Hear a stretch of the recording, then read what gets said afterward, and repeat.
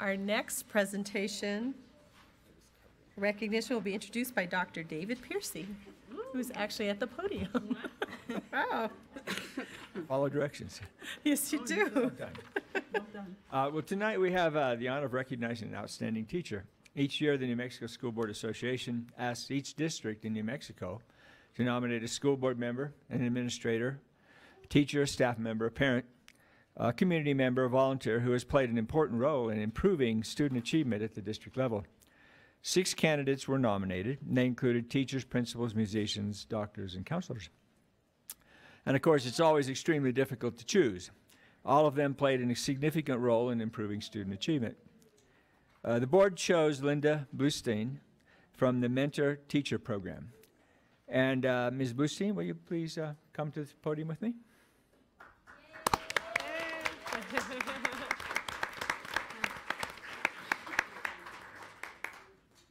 And with the family and administrators who are here to support Ms. Bluestein, please stand so we can greet you.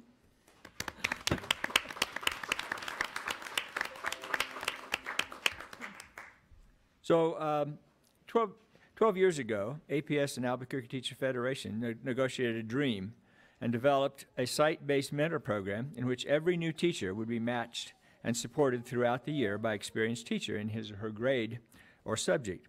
And Mrs. Bluestein, am I saying that correctly? Bluestein. I keep thinking I need to say that right. What you want to Yeah. say. Well, I've been called several things too, but anyway, Ms. Bluestein was hired as the first APS ATF Mentor Teacher Program Coordinator, and she actually made this dream a reality. And every year, the APS ATF Mentor Program consistently has earned participant satisfaction of 98% from new teachers, experienced teachers, and principals alike. Well, some years later, another dream, a peer assistance and review program known as PAR, was brought to life by Ms. Bluestein. PAR is a program that supports experienced teachers who are struggling in their profession. The goal of both programs is to help teachers become more effective and proficient in their profession. We know from research and from experience that effective teachers, I call them high-quality teachers, are one of the most influential factors related to improving student achievement. So, Ms. Bluestein, on behalf of the New Mexico School Board Association and the APS Board of Education, we are presenting you with an award for excellence in student achievement.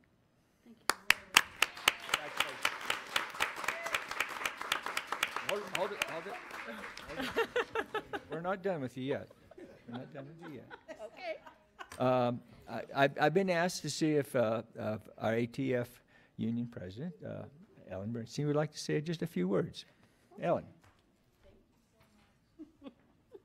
Well, she has a folder.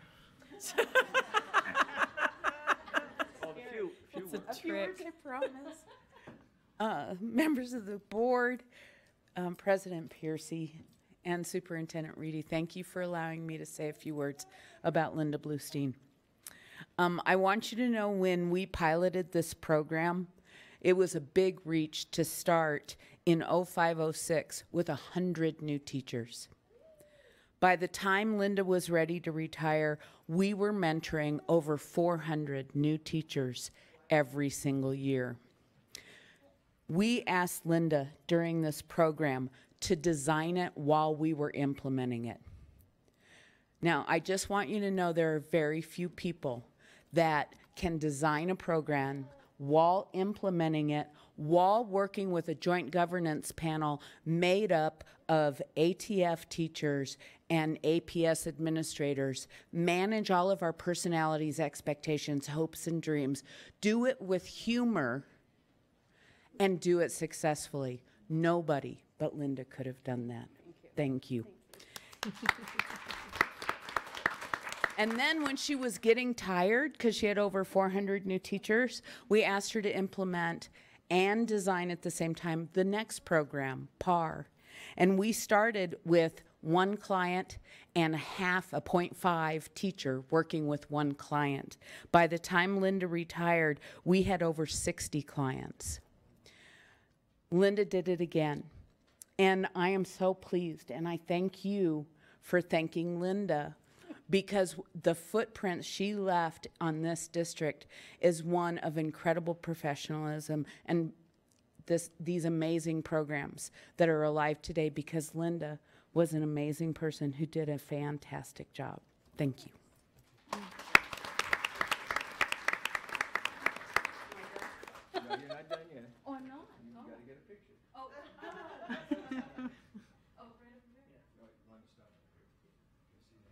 Where it's not a dark cave. They always take the picture in the dark cave. I never know how. They always make them look good, though.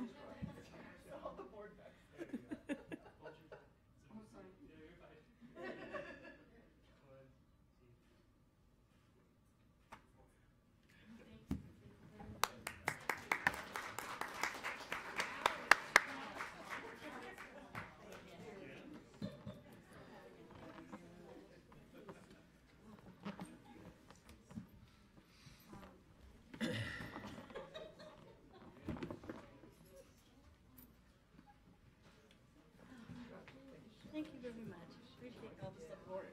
Thank you, Linda. Thank you. And the most amazing, wonderful thing is that you built it so well, it's going to live on successfully, and that's huge. I hope so.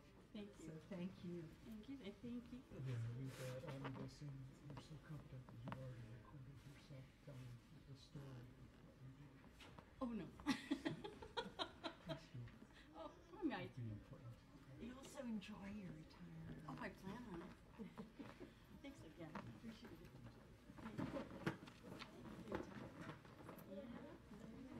Gotta do it sometime. Got the squeaky chair again, Barbara. I know, I always do. And I move a lot. I'm not a calm sitter. People know I'm here. Always. Always. In the early days. Yeah, this one's not bad. Yeah. That's a pretty pattern. on Thank your you. wrist. It's very We have fun just- summary, huh? Is that it? The final, we're done, right?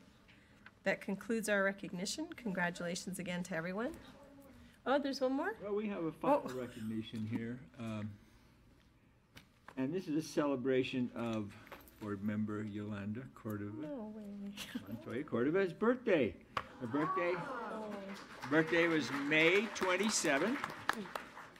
So will you help me sing happy birthday to Yolanda? Happy birthday to you. Happy birthday to you. Happy birthday, dear Yolanda. Happy birthday to you.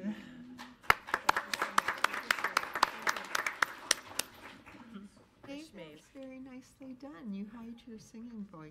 I know, he had a singing voice. That was beautiful. Done it a while. That's okay. All right, so that really concludes it, right? Okay, so we're going to move on to public forum. Let me get my stuff organized. All right. So we're going to start with public forum. Whether you are here with a request for the Board of Education to consider, provide information, or just see how the Board of Education operates, we want you to know that you are welcome. The Board of Education has established rules for expected civil behavior during the meeting and public forum. Upon signing in to speak tonight, you received a signature form and copy of the procedural directive, which outline those rules for expected behavior. The presiding officer will enforce those rules as appropriate throughout the meeting. And tonight, there are 14 speakers, so we'll have 2 minutes per speaker. The time remaining to speak will appear on the screen in front of you. We're going to really enforce the time really closely tonight, so you may not yield your unused time to another speaker. You're always welcome to submit additional comments to the board in writing if you're unable to convey your message or you're not able to speak within the allotted time.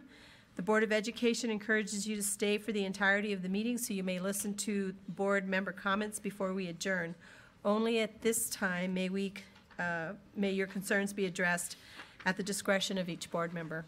So I'm going to call up the first three speakers and just line up at the podium, and we'll start with that. First one is Reeve Swanson. Okay, David Anthony Segura and John Jackson. And we'll go in that order. The time will appear in front of you too, so just on the monitor. Go ahead. Thanks for having me. I'm a Virgin board member attendee. My claim to fame is that my son was a selfless senior in 2015, and one of his greatest mentors was Doug Zembeck. We held a moment of silence to him and others who have fallen, and I appreciate you doing that. As a former United States Marine myself, my son headed straight into ROTC after graduating.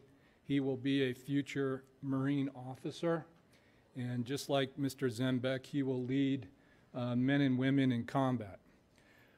I'm opposed to your proposal to take funding away from the junior ROTC program. I encourage you to approach it like you would any other problem that this district faces, and look at it through an objective lens. We're not going to come together as a country if we engage in the demonization of organizations and the dehumanization of members of such organizations. I'm a lifetime member of the National Rifle Association. I'm actually proud to say that here. It's an organization that focuses aggressively on safety for children, and the funding for these programs are what's going to help train and educate young men and women who, God forbid, may be included on the list of people for whom you held a moment of silence tonight.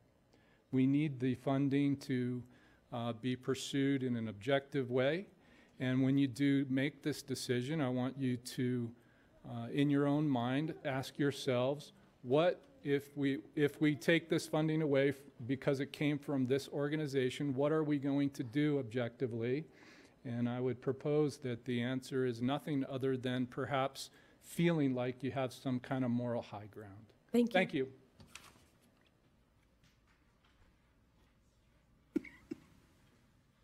Good evening. My name is Anthony Segura, and I came to just tell a little story similar to the gentleman before me.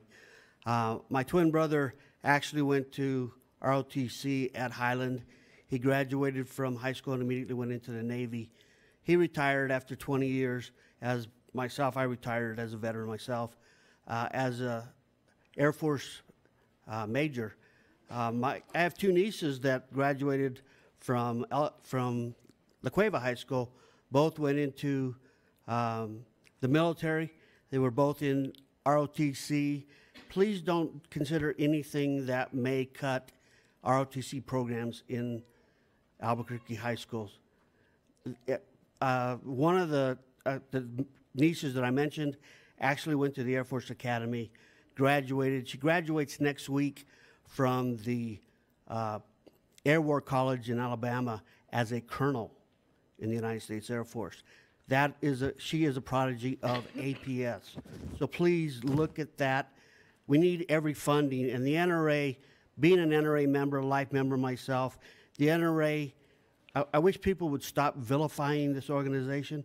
We are here to do anything but allow people that shouldn't have firearms to have firearms. I'm a concealed carry instructor. I've been an NRA instructor teaching thousands of students from children to adults how to safely use a firearm. And that's my goal. I'm a New Mexico concealed carry instructor here in New Mexico. And I'm very avid about the NRA program. There's also a program called the School Safety Shield Program.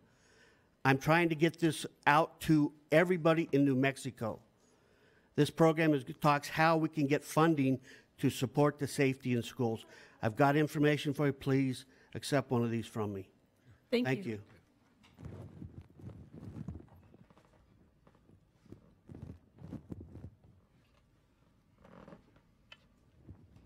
Good evening, ladies and gentlemen. My name is John Jackson. Forgive me if I'm a little bit tongue-tied, but I really don't speak well in public. I'm here today about the JROTC proposal to reject funding from the NRA. To my knowledge, all of these funds come from New Mexicans in New Mexico. It is not from the NRA itself. I just hope that you do not stop receiving funds. We have nothing like this in Australia where I am from, and we should. It helps young children, or young men and women I should say, to learn how to lead, whether it is in military or in civilian life. I really wish I had something like this back home, because I may be able to speak a little bit clearly. But I really hope you do not stop taking these funds. It is not a lot of money, I know, but every cent helps coming from New Mexicans for New Mexico children. Thank you very much for allowing me to speak. Thank you. Our next three speakers, Zachary Fort, Mark Abramson, and Deanna Garris.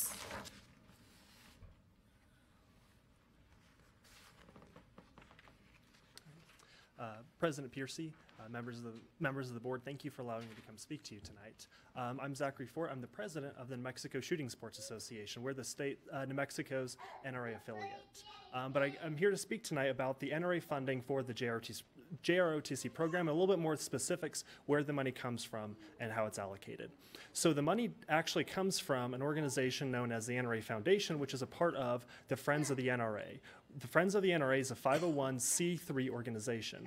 That means that they are explicitly prohibited from engaging in political speech or making donations to political candidates. While Friends of the NRA is a part of the larger NRA umbrella, they are distinctly separate from the political arm of the NRA.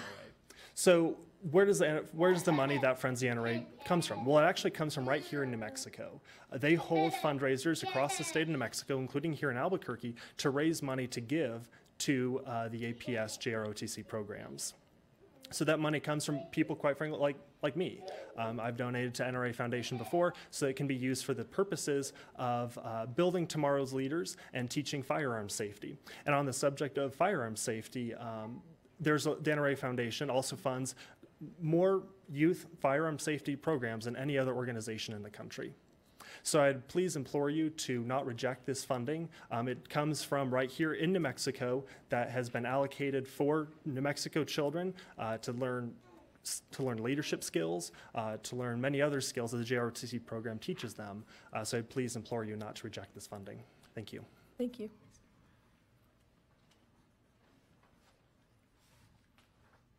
Mr. President, board members, my name is Mark Abramson. I live in the Near North Valley and own Los Ranchos Gun Shop. Over the last 9 days, last week, I was up at the Philmont Scout Ranch where I was training 43 people to learn how to teach others to shoot safely, whether muzzle loading, rifle, shotgun, or pistol, to help bolster the Boy Scout program at the Philmont Scout Ranch. Fundamentally, the NRA since 1871 has been committed to the training and education of our youth. While Mr. Fort was talking about what the foundation does, 50% of the money raised in New Mexico stays in New Mexico and is committed to our youth, whether 4-H, Boy Scouts, and our local councils, and the JROTC program. The other half goes to national programs, which include the Boy Scouts of America. So all of the costs of providing that program materials, comes from NRA grants, from the foundation, that separate entity, the 501c3 organization that provides that funding. It's very important that that funding be allowed to continue. There is no proselytization. There's no solicitation of membership. There's no expectation that anyone receiving the money helps raise that money through gifting, or in fact joins the NRA. They are totally distinct. The more important question, I believe, for the board is the resolution, the larger resolution dealing with school safety. And I would commend the board for undertaking to develop an Albuquerque solution to an Albuquerque problem. While there is certainly a great effort to look to Congress for funding, those of us who understand the legislative process know Congress is worthless. So we need to look internally. Thank you. Thank you.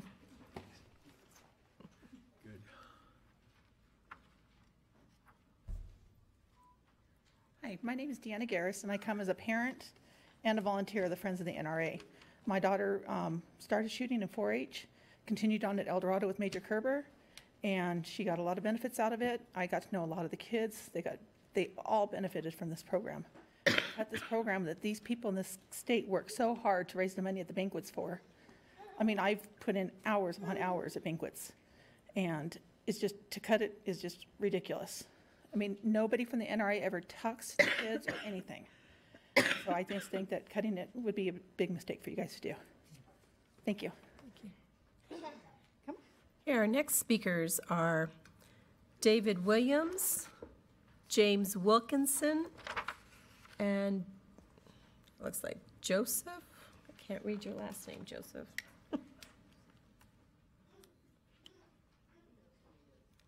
Yeah. Joseph with an E? Okay. I'm David Williams. I'm a retired member of the Sandia staff. And first I just want to concur with everything that has been said in defense of the NRA and junior ROTC, even though I've never been a member of NRA, and I'm not now. But I want to speak in opposition to the proposed resolution on school safety. It is indeed tragic when our children are afraid to go to school, but especially tragic when it's largely so unnecessary, because these fears are greatly overblown. Since 2000, approximately 17 fatal school shootings have occurred on campuses, school and college. 17 too many, to be sure, and I agree that school security should be improved. But compare that with the, I have the number here anyway, I think it's 3,599 fatalities due to teenage drivers in 2016 alone. The drive to school is far more dangerous than the risk of school shootings when they get there. And I especially propose some of the gun control measures offered, such as banning so-called assault rifles, which are responsible for only about 3% of all gun shootings and would be impossible to sneak into a school past even rudimentary school security measures. I agree that school security measures should be taken, mental health issues should be addressed, but we should not be waiting for the federal government to shower money upon us. These issues, we can take issues on these things locally. Thank you. Thank you. Somebody in between me. Is it James Wilkinson? Yes, ma'am. You declined? Okay. Go ahead. Hi, my name is Joe Loisel. I've been a resident of Albuquerque here for about 25 years. I'm in a position in life, shall we say, where I have no children in school, no grandchildren. They've outgrown that. What I'm looking forward to is what's going to happen to the kids in our city here, their state, and our country. Because such things as the ROTC programs, particularly in the high schools, where these students are most likely to be selected to go to some of our military academies. And that's worth about $40,000 or $50,000 a year per student. And what happens when APS, assumably, goes into this mode, we've denied our students in the city here opportunities to get these scholarships. The outstate folks are going to be happier in hell, if I can use that expression. So that is my statement. All we're doing is denying opportunity for our young people. Thank you. Our final, Well, the next three speakers, Nancy Blazel, Alan Wagman, and Janet Sayers.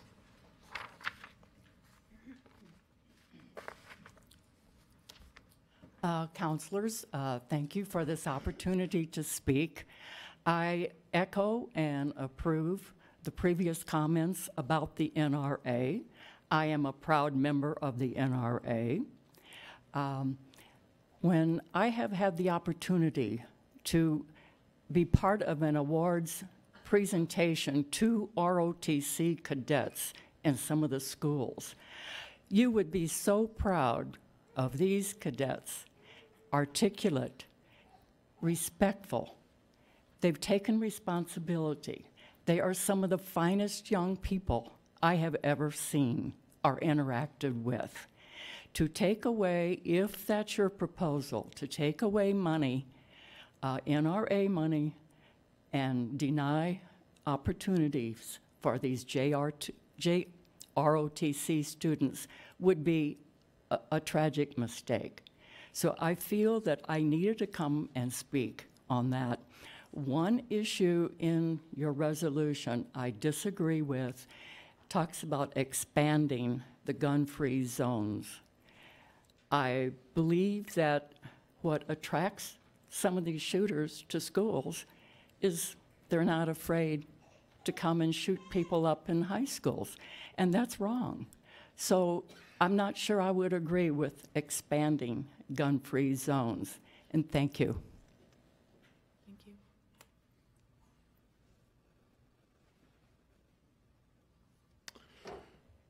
you. Mr. President, members of the board, my name is Alan Wagman. I'm a resident of Albuquerque. Our children are being trained in JROTC to use guns, and this board is allowing the NRA to provide the guns. When the Santa Fe School Board was looking for funding to replace their NRA grant for JROTC, the NRA said, quote, "The school board should be made to absorb the costs of this program out of their own budget," unquote. What that means is the NRA values its opportunity to influence our children more than it values the schools having money for math or science classes. Don't let somebody else provide the money. Take it out of the education budget. What is the NRA using its influence for? Josh Sugarman of the Violence Policy Center said, quote, "What drives the NRA and the gun industry today is the fact that household gun ownership is in steady decline. To borrow a phrase from the tobacco industry, the NRA and the gun manufacturing industry are trying to find replacement shooters to take their place," unquote. JROTC is set to teach discipline, leadership, and good citizenship. Even if so, why are guns necessary? The Marjorie Stoneman Douglas shooter was an avid JROTC participant who was fascinated with guns. Do we really need to risk that here? Take the guns out of JROTC, and if you won't do that, at least take the NRA out. Thank you.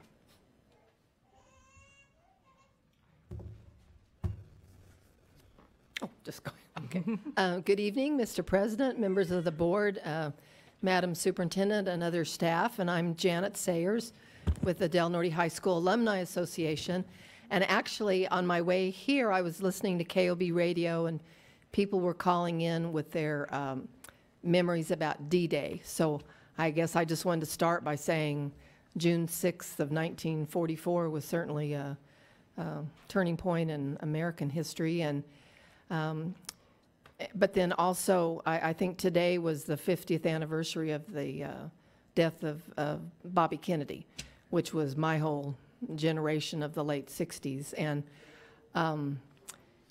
but actually, I didn't know all these other people were going to be speaking about the junior ROTC program, and all I know about it, I did not read all the information in the packet on the internet, but at Del Norte High School, junior ROTC is an important program. A lot of kids are involved in that. They're learning leadership skills, they're learning discipline, they're learning the importance of teamwork, of a practice. And so I'm not really sure what all is being discussed, but to me it's a very valuable program for the students at Del Norte. And when I come to the meetings, I always learn something and I make some connections, and I had the good fortune of sitting behind Linda Bluestein, who I learned was a 1971 graduate of Del Norte. And now that she's retired, I can clutch her and claim her for, and so I got her phone number, and I know. Anyway, but again, thank you for your service. Thank you for the time you spend away from your family and the energy that you put into serving on the Board of Education. Thank you. Thanks, Janet. All right, our final two speakers, Sydney Garris and Amaya, I wish I could say your last name, Amaya, Bewin? Bewin? Okay.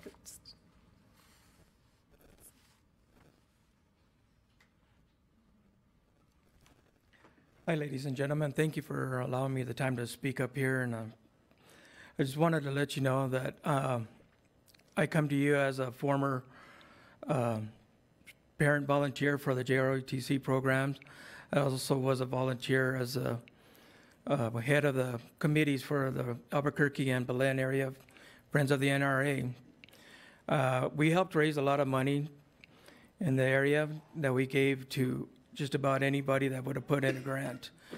And that includes ROTC programs, 4-H, police departments, New Mexico Military Institute, everybody that needed stuff. We provided money for equipment, for practice targets, pellets and stuff that otherwise these programs would have to go out and try to find money or fundraise to get. A lot of these kids have also were able to participate at the national level because of Friends RA money. They went to the Olympic Training Center. They participated at competitions in Ohio, Alabama, and other states as well. These kids got the opportunity to travel where otherwise they would not have been able to do so at no cost to themselves. This money helped them to compete, and we also have a few people from Albuquerque schools that made national champion from Manzano, and I believe is La Cueva, and also El Dorado. So I ask you folks to consider, that portion of where these kids were able to go, what they were able to do, and what they were able to accomplish. You should be proud of them. I know they didn't get much recognition here in the state from the media and stuff, but they did do Albuquerque proud. And I think you guys should understand that and recognize that. And I thank you all for your time, and I appreciate all that you guys are doing for our kids. Thank you. Thank you.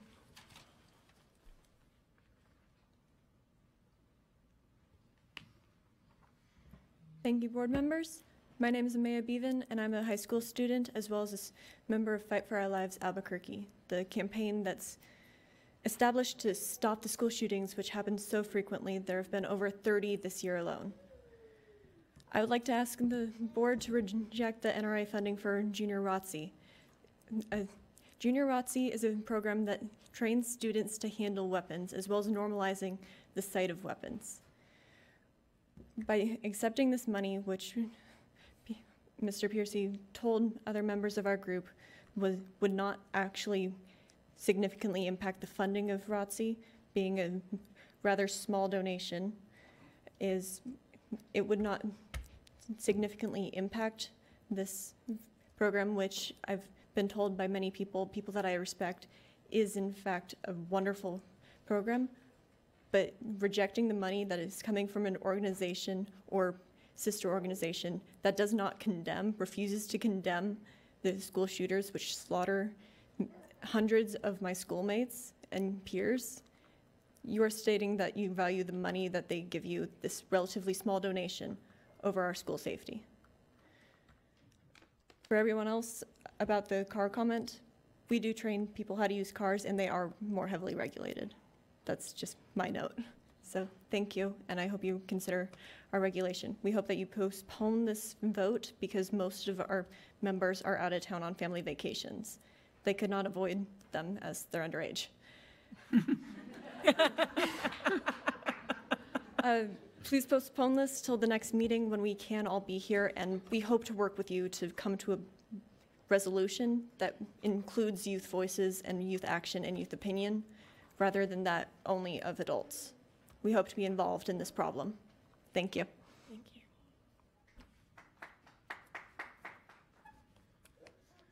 Great. Thank you for your input. That concludes public input tonight. Thank you very much, and thank you all for all of your speakers. We'll go on to the superintendent's report. Thank you. I think our screens are working. I think they are. Okay. All right. Board President Dr. Piercy, board members, community members, and staff. Our APS maintenance and operation teams often work with APS vendors on front landscape projects at our schools. Recently, they worked at Taft and Hoover middle schools. You can see from the workers, so is it on? Maybe it's, oh, there it is. You can see from the workers on the screens that they were very, very busy. And thanks to the efforts of a parent, Jocelyn Strauss, the landscaping, plants, and materials for the Taft project were all donated. At Taft, M&O provided the manpower. That would be 16 M&O workers, and they donated over 265 hours of labor. They were planting, digging, installing irrigations, and I hear tell that they were singing, "I've been working on the railroad all day long." So I think I put that little song in your head. It's not going to go away. Our own John Dufay delivered lots of pizzas and Pepsis for lunch for some very hungry, hot workers. More than $4,000 in donations of building and landscape materials came from local businesses around the school itself. The fact is, and that landscaping at Taft was completed in one day, and this was a major project, and so we're very, very proud, and I think the kids were just thrilled when they showed up to school that Monday and saw magic. At Hoover, 85 volunteers from Southwest Airlines, a dozen PTA members, a dozen or so parents and teachers, and 10 people from M&O worked on their landscape project. Southwest Airlines dedicated their work to the spirit and contributions of Jennifer Reardon. Both projects were filled with hard work and community spirit. And when the community and APS team up, great things truly, truly happen. So APS from across the district, APS students from across the district were recognized this year thanks to Nasenda Credit Union and the APS Education Foundation. Schools are selected at random, and they're asked to choose a student of the week. The task falls on the principal, who often seeks staff nominations. And the APS Student of the Week is featured in the Albuquerque Journal on Mondays, as well as at aps.edu and our social media venues. Let's watch a short video of some of the amazing APS students.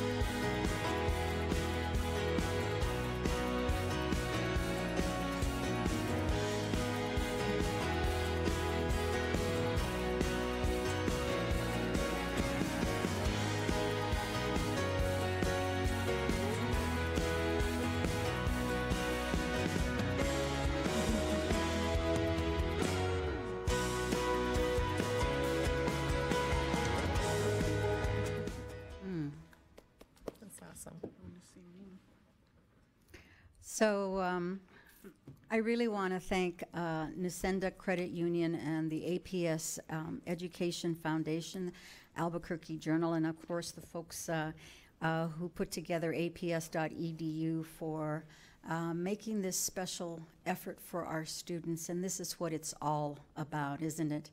And it was just so heartening to see those beautiful faces.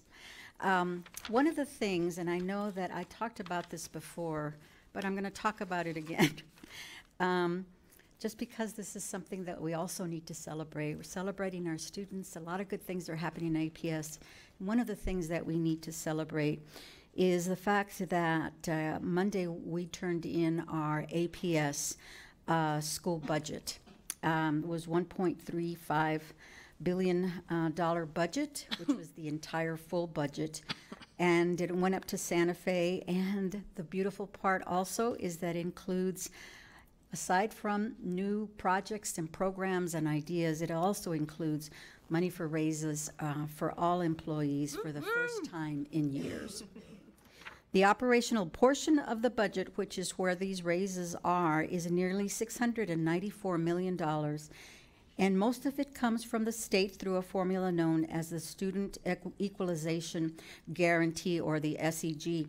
The SEG this year for next year increased by 2% for 18-19. The increase is expected to cover raises of at least 2.5% for teachers, counselors, school nurses, and librarians, and all other APS employees are expected to get at least a 2% raise. In addition, the minimum salary for teachers is expected to increase by $2,000 per level to $36,000 for new or level 1 teachers, $44,000 for level 2 teachers, and $54,000 for level 3 teachers. Salaries increases are subject to union negotiations, and we're just about completing that.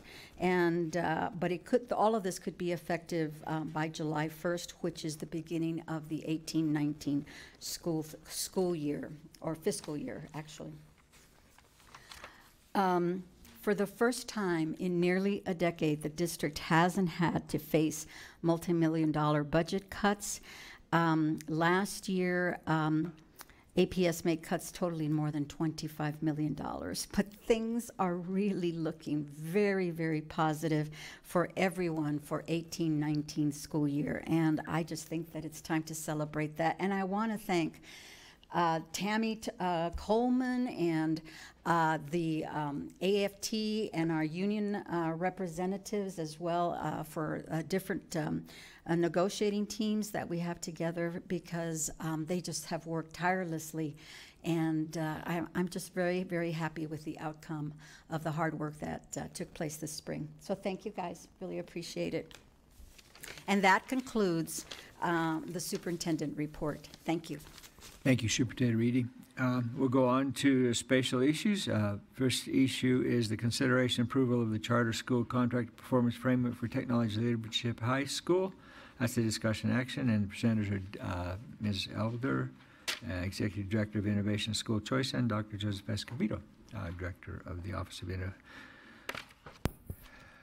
Well, no, you're not the director. You're Director of Charter Schools. Okay. Keep going. Mr. President, members of the board, superintendent, Mrs. Elder is in class, or so she sends her apologies. She's virtually tapping into her doctoral program, so she's not able to be here tonight.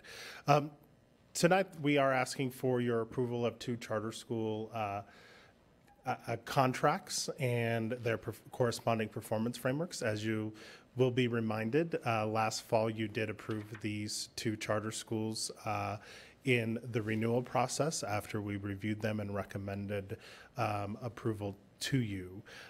Technology Leadership High School did have conditions that needed to be met prior to the contract and performance framework being executed. So they have met those conditions, and we have negotiated their mission-specific goals. The Executive Director of the school, Kara Cortazzo, has the stomach flu, or she would be here today. In fact, she sends her regrets, but we do have their legal counsel in case we have any questions.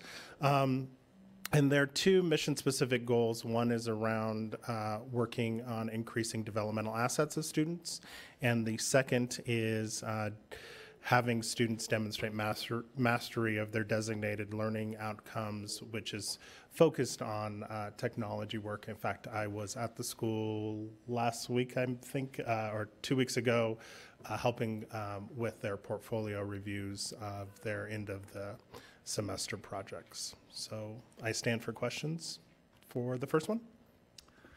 Any comments from the board members? About Board Member Armijo? Are they scared when they see you coming? Okay, good. Thank you. I'm just giving you a hard time. I apologize. Dr. Piercy and I sat through a 2-hour graduation ceremony, and I cried for an hour and a half. So I'm a little unbalanced, so I apologize. We were at Gordon Burnell's graduation, and I think Dr. Piercy thought I was having an emotional breakdown. Getting it all out. Thank you. Thank you. His son started baseball, or doing baseball, so he was... Any other comments? Yes, Board Member Peterson. I'm curious because when we approved taking the steps with the leadership high schools, we said that we really wanted it to look different from our relationship with the other charters. And I'm wondering where that stands, what's being put in place that makes a more dynamic relationship between APS and the leadership and the technology leadership high school. So, Mr. President and Ms. Peterson, we're starting that work actually with ACE Leadership High School, and so really understanding how they went about business partnerships and working with the trades, and so we have not done that with the other schools, and so that's the work that Mrs. Elder and I are beginning to work, and so we have not set up anything formally besides just the language, but we will bring you an update on how that's progressing. And can you say just a little bit about what the developmental assets profile looks like? So the developmental asset profile is something that the Leadership Network schools have been using for a while, and so it's an inventory of really understanding how the students are emotionally responding to different situations and how they're growing over the year to either their knowledge and also their use of those developmental assets. But I'll get you the developmental asset profile so you can take a deeper understanding of that. And I would say that they are one of the network of schools who is doing this work in social emotional work out of all of our charter schools well. Thank you. Board Member Muller-Aragon. Dr. Escobedo, can you just tell me a little bit more about the assessments, the interim assessments and the common state assessments? What was the participation percentage for both of those? Both actually had over 95% participation rates at that met the state thresholds. And so why is that part of their strategic plan if they did have that? So Dr. Piercy and Ms. Muller-Aragon, there was some concerns in the initial review of some of the data that they provided that they didn't have enough participation. After really understanding what they were providing and having that clarification from them, we understood that they were at that 95% or higher, and so they had met that state threshold.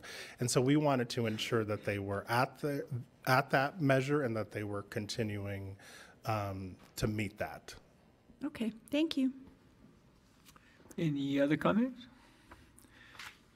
I'll entertain a motion to approve the contract. So moved. You have a second? Second. All in favor, please say aye. Aye. All opposed? Thank you. Mr. President, we'll go on to the second item. Mr. President, members of the board, we do have Mr. Sam Obenchain here. He is the executive director of Cottonwood Classical Preparatory School. And so this school was recommended and approved in the fall for a 5-year renewal. They are moving from the Public Education Commission to be authorized by the Albuquerque Public School Board of Education, their mission-specific goals. The first one is around participation, a successful completion and participation in the International Baccalaureate program. And last year, they met this goal. And the second is around really measuring the students being accepted to an accredited college or university. And so those are their two goals, and those are specifically around their mission of International Baccalaureate and college preparatory school. So we stand for questions. Any questions from the board? So my only question is, I know that it says that they will be accepted to an accredited college or university. So this doesn't include colleges, obviously, that accept everyone? Because I know that was a concern from PED, that was being used as an alternative demonstration of competency, but they were giving those acceptance letters, but they were universities or colleges that accepted everyone. So I just want to know if this was a case. Mr. Chair, board members, I don't know of a distinction that is made with regard to accredited colleges and those that accept everyone. So we don't make a distinction in terms of the acceptance letters for our students. If they are accepted to an accredited college or university, that counts in our data with regard to that goal. Okay. Thank you. Any other comments? Well, I don't understand the question. So what in the alternative, I'm just asking because I know this is going to be a rule change that PED is going to put in effect. And so right now for alternative demonstrations of competency, so let's say a child doesn't pass the PARCC exam and doesn't pass, there's lots of ways to get your diploma. So one of the ways that some school districts were using were acceptance letters from colleges and universities as one of the alternative demonstrations of competency to get their diploma. So now what it was is that a lot of these school districts were using acceptance letters from colleges that accepted everyone. That weren't accredited? And Mr. President, members of the board, there is a proposed rule change regarding graduation requirements that specifically addresses what Board Member Mueller-Aragon has, and we'll be bringing you a briefing and a recommended response to that at the District Equity and Engagement Committee. Yep. I think they're going to have a time, I think, Dr. Escobedo, where people are going to be able to speak about it, though. I believe I remember the secretary saying that to me, so. Mr. President, members of the board, the rule was released on Friday to superintendents and charter school leaders. Unfortunately, it has not been posted to the Public Education Department website, so I monitor it every day wearing my government affairs hat, and so once it comes out, we'll get an official response ready, but this will be part of the government affairs update at the District Equity and Engagement Committee, all the proposed rule changes. I believe there are 4 new ones that have come out since our last meeting. Okay. Thank you. You're welcome. Any other changes? Any other comments? I'll entertain a motion for approval. So moved. Do I have a second? Second. Been moved and seconded. All in favor, please say aye. Aye. Aye. All opposed? Thank you. Thank you. And we'll go on to item C, which is the, let me see if I can actually read it here. There we go. Which is consideration for approval of the Albuquerque Public Schools specific resolution regarding school safety and security. And let me introduce the item here for you. A little background. You may recall that in our previous resolution that we put out that was related to the Council Great City Schools, and the Council Great City Schools had a resolution on school shootings in schools, and so we on March 7th put out a resolution ourselves that kind of supported the resolution that the Council Great City Schools had, but we also added on that a paragraph at the end of that, and that paragraph said Now be it further resolved that the Albuquerque Public Schools District will develop its own resolution that will involve community members as to how to improve local school safety and security. And so we've been doing a lot of that, and I've been thinking, like I have mentioned to you all, quite a while as to exactly how we would present that and how we would revisit that as a board. And so the main thing tonight is to take a look at what we have been doing in that regard. And I've asked our Chief Operating Officer, Scott Elder, to provide some kind of summary background of what we've really been doing, not only since that time, basically March 7th, it hasn't been very long, but what we've been doing in general to try to look at our school safety issues and really take positive actions in terms of what we're really doing to actually help improve our safety and security of our schools. And so that's one part of this. And that's part of a resolution that I've put together on the basis of a little bit of that as well as some other issues that have come up.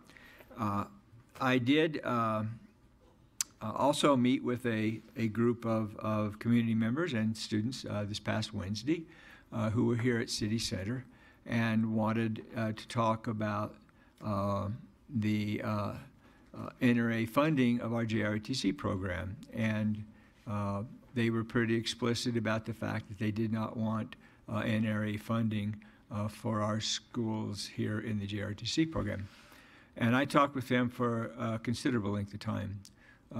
And one of the things that I asked of them is what exactly would not accepting the money do to really help us in our school safety. I wanted to know how that was really going to help us in that arena.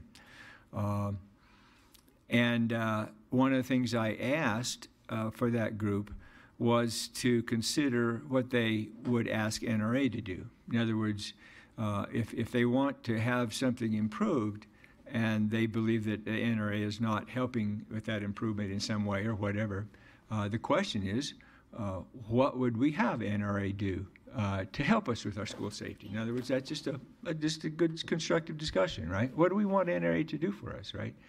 And I wanted them to tell me that. I wanted them to give me some suggestions about, well, give me some bullets or something, you know, to tell me what would NRA do to warrant, so to speak, our accepting money from NRA, because we know that they're really in the business of helping us prevent some of the school issues and the gun violence and whatever that we have in our schools right now. And so the agreement I had with them was that they would give me a draft of that information so that I could work out a resolution that I could actually support, if we could support that. I have not really heard from them, and I can't really necessarily fault them for not giving me that information. But that's kind of where I'm going with regard to this idea of the NRA and what it means. So what I did is I put together a resolution that involved actually quite a few words from Board Member Muller-Aragon, who had provided some words when we were doing the Council of Great City Schools resolution. And also put in some words about the NRA. In terms of the idea of saying what we would like NRA to do is take some real leadership in this role of how do we really work with some of the root causes that we believe are some of the issues that go with some of the gun violence that we see. They're already doing quite a few things that I think do, in fact, reflect safety, guns, and so forth. But the question is what kind of leadership would we like to have in order for us to say, yes, we can accept the NRA funds for our JROTC program. But one of the other things that I wanted to make clear in the resolution that I put together, and that the board I have given it to the board for kind of review, and one of the other pieces I wanted to make clear is that this is not a comment on the JROTC program. I greatly support the JROTC program, and I support all the funding that the JROTC program gets, which isn't a whole lot, to tell you the truth. Certainly not a whole lot from the NRA. So whatever the board decides, whatever we decide, we're going to still fund the JROTC program. it's not going to be cut. There's not going to be any reduction in the funds. We'll find those funds wherever we have to. In general, those funds are probably less than $15,000 a year. That's not very much money. We've had it, 7, 8 years, and we've got about $120,000 over those 8 years. And that go to several different high schools. And several different high schools have maybe $3,000, $2,000, those kinds of grants that they get. And they use those monies for basically equipment. In other words, they use the monies for uniforms, they use the monies for buying the pellets and the things that they use for the equipment, their rifles and those kind of things. So that's kind of what the money's used for. So it isn't a lot of money. I think it's more a perception of accepting money from an organization that's probably under attack for their support of guns, for their support of the use of guns. Now, however one wants to put that together, the NRA has many different branches, so to speak, of their organization. They have a political branch. They have, like you say, the NRA Foundation, which is a 501c3, and that's where these funds actually come through, is that foundation. And it is actually, like some of the speakers mentioned, that those funds do actually come from New Mexico. So I want to make sure clear that at least I have looked through that to see exactly what that information is. And so I think you've heard from some of the speakers. So the resolution itself is kind of for what I put together, and that's why I didn't really want to share it terribly with anybody until the board members really had a chance to look at it and had a chance to make their own comments and what they want to do with this. I know that there's been some speakers that talked about the group that was here that was not able to be here. I did not hear that when I talked with them just a week ago. It would have been nice if they would have said, gee, you know, we're going to be on vacation and you know, it's not going to be able to be here for the 6th, so could we put it on at a different time? It was my understanding they would be here tonight. So I did not hear that except tonight. So it's up to the board here as to how you want to go about and proceed with this. We can review the resolution itself. I could certainly read the resolution in total so that the people out here hear what the resolution is. I don't want you guys out here to be unfamiliar with what's in the resolution. And we can talk about it, or we could postpone it, or we could go through and see if you want kind of changes, what kind of things you think ought to be in it. Or we can just continue this because there's lots more in terms of the community involvement in that. But the first thing I really wanted to do was to let Scott actually give us a summary of what we've actually been doing, because I think a lot of times people don't know how much we have actually been doing in terms of looking at our school safety and security. We've been doing a lot. And so the things that we asked in that resolution was that we would actually continue to work with community members, which we have done.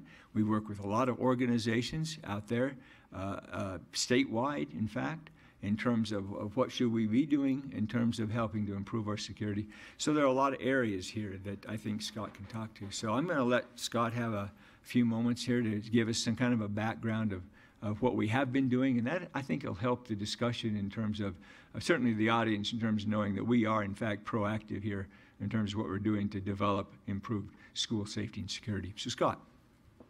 Thank you, President Piercy, members of the board.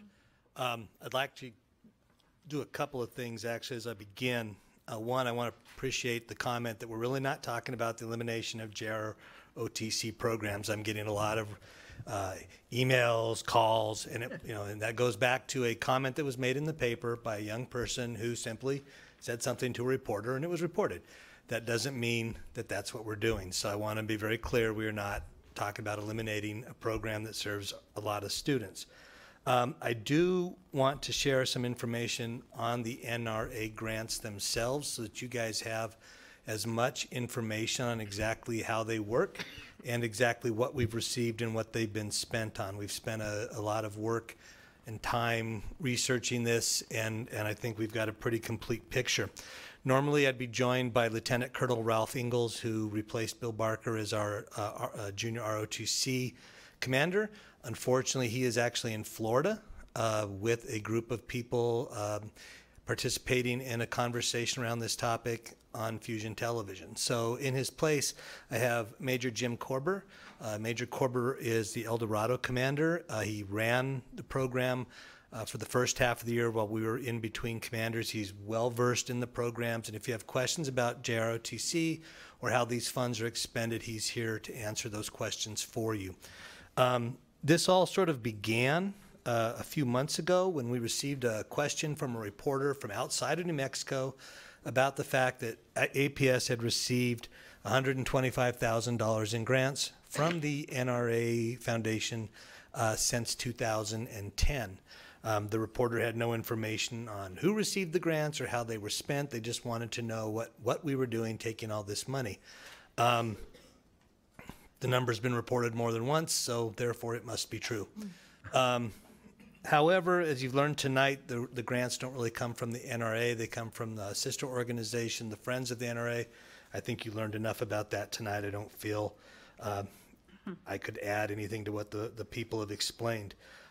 These grants, another thing that needs to be clarified is these grants really don't come to APS. I've had a number of very clear letters expressing opinions to me about my accepting these grants and what they'd like me to do with them. And that's, you know, fine. But the grants mostly go to the individual schools, and it can be any organization that can apply for them. It is not always JROTC, although in Albuquerque it has been that. 4-H clubs often will apply for these funds as well. And so in the region around us, that money is spent in that way. Because the money flows to the schools and the individual groups, the money's tracked through the school activity accounts. That made it a little more difficult for us because we had to go out to each individual school, look back through years of deposits and expenses to make sure exactly what came in. So we have data going back to 2012, and we learned the following. Of our 13 schools, 7 of the schools have submitted grant requests. The annual requests, well, I've seen you see grant requests for as low as $250. You'll see a grant request as high as $8,000. Each year, the average has been somewhere between $16,000 to $19,000, with one major exception. In 2015, we had 3 schools apply for significant funds for their ranges. The high-tech targets, and they put up backboards. And again, if you want to know more about them, Major Korber loves to talk about the Creedmoor system. He's very excited. I can hear him back there breathing heavily already. But they're very expensive, and so that year we took $43,000. Over the past 2 years, last year we took $1,500, and so far this year, well, actually through 2017, we took $6,000. So it really varies depending on unit need. The things that are purchased tend to be, for the most part, the precision air rifles for the shooting competitions. If you're a school that wants to compete in these precision events, then you have to have a quality air rifle. They're not guns. They are air rifles. You want to take care of it, you buy a nice case, you buy the equipment that goes with it. The schools, I could say it's the schools that have a hard time raising money to buy these so they can be competitive with the schools that don't have a hard time raising money, but it seems to be a mix. It really does. The grants are there to support the students, and what I was explained to me by the grantors was they look to support programs that are trying to build programs. They're not really granting money to the highly successful programs. They're trying to help those programs where the kids are trying to learn, where the kids need the extra training, where the kids need the extra access to equipment. So the total funds that actually went to schools from 2012 to the present is about $106,000. And again, there was one school over that 6-year period received $7,600, and the school that received the most over that 6-year period was $24,000. So just a thought on what they use them for. Some of the units are not pursuing the grants. They have the reasons for not doing it. It's a case-by-case basis. And the commanders sometimes will tell you, I don't need it. I have the equipment I need. Sometimes they'll tell you, I don't have the time to write the grant. Sometimes they just don't want to do it. What it does, to use this operational funding, frees them up to use the money for other events. So, for example, we have a junior leadership camp going on currently. Next week, I will be going to a sail camp where the cadets learn to sail across Cochiti Lake, and I'm very hopeful that I will not be. I'm really hopeful they didn't invite me as ballast, because I have a very bad feeling that I'm going to be on one of those boats. I remember how big they are. So I rode one as a child, and I'm significantly larger. So, but that's what those sort of things. So that's the funding. Those are the dollar amounts. It's not a huge sum, except for the 1 year. That was a big year. And there were 3 schools that really drove 2015. So that's the grants. As far as school security, and so in terms of the bigger picture, there's a number of areas that we can talk about. And I will tell you that on Monday's COPT agenda, you're going to get a very comprehensive overview of what we're doing on the capital side. So what I'm going to say tonight, just in terms of making this as short as I can, is a very 30,000-foot overview. Okay, so but there's basically 4 areas you want to look at when you're contemplating school security. The first is education. You mentioned that we went out and talked to the community. We met with lots of student groups, and the number one thing they reported back to us was that they never really understood the importance of lockdown drills, that it was not explained well to them, that the staff never really, forced them to do it the way probably they should have done it, and kids, as a result, really didn't take it terribly seriously. They tended to happen at times that were very convenient. The kids were all in class. We knew it was coming. So everybody would, close the door, sneak up to the front and play on their cell phones or whatever, and it was until the bell rang. Post Parkland, the response is, we need to understand this. We want more information.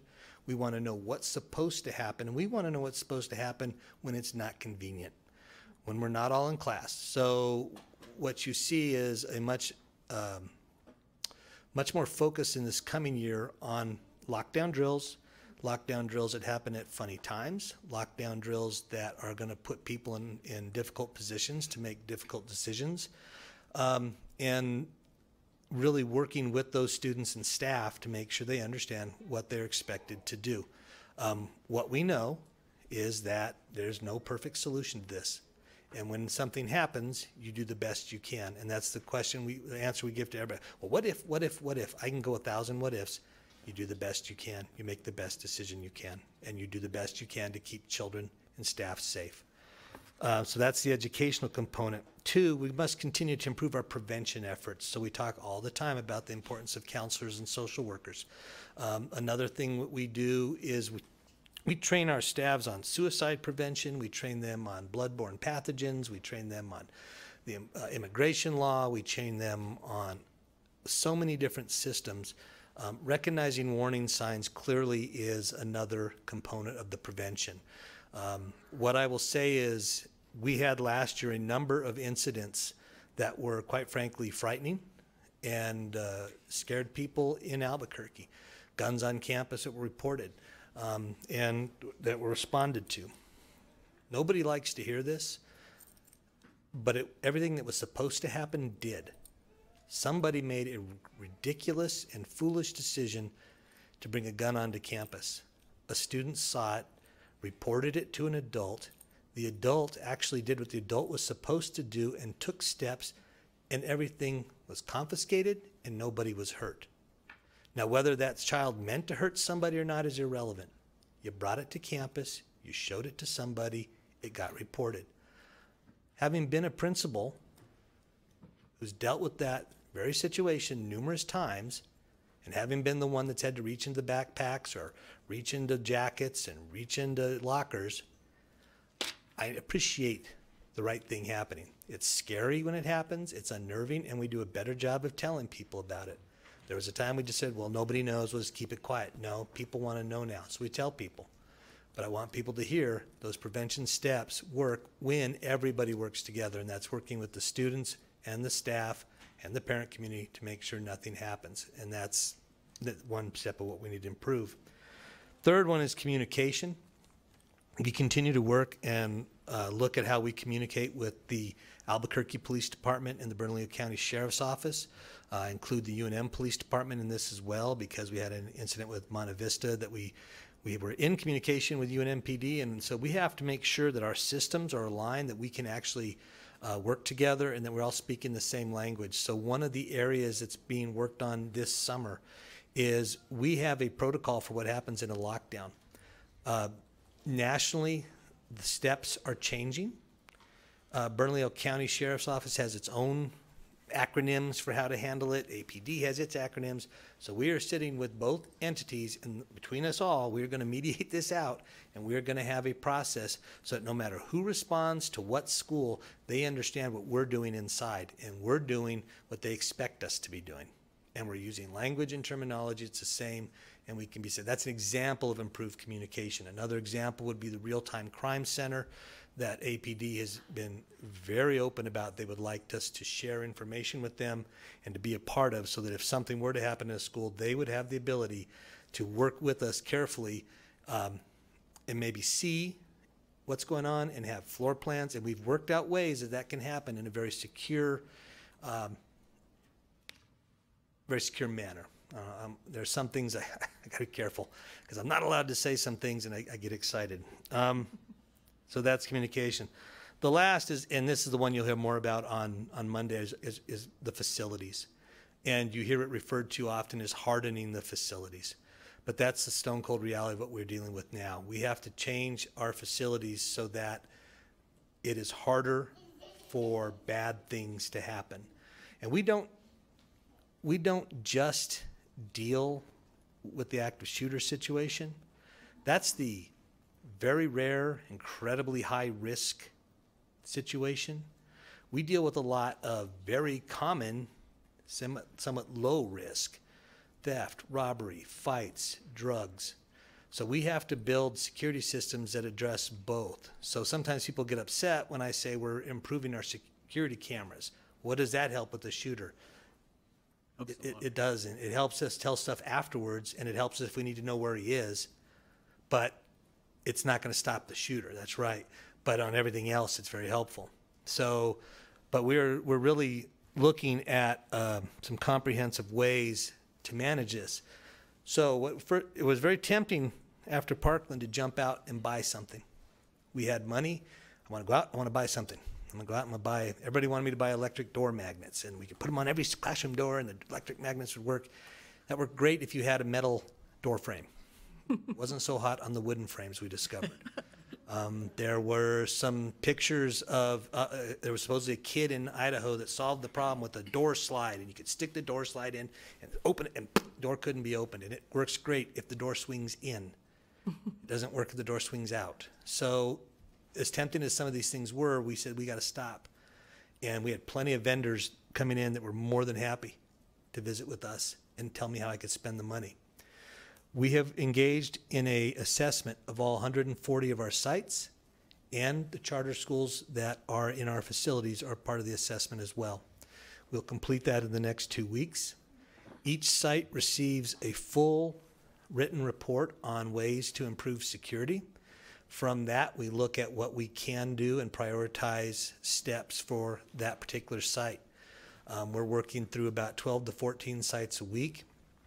That initial review is done by a technical committee that involves members of law enforcement, IT, the maintenance and operations, our capital master planners, and our facilities design and construction. Because what we know is our newer buildings are going to look a lot different. We have to design them differently. We have to narrow access points. We have to reduce the number of hidden corners. Schools are just going to look different. But we have a lot of old schools that we have to work on too. Albuquerque built out, not up. We have facilities with 15 buildings, and each building has 18 doors. Very difficult. So how do you reduce the number of doors people can get into? So we're working on that through fencing, through the electronic card readers, and just locking doors. And I can't tell you, sometimes you want to find a solution. I was told this week. You want to find a 5-nickel solution because it'll beat a quarter solution.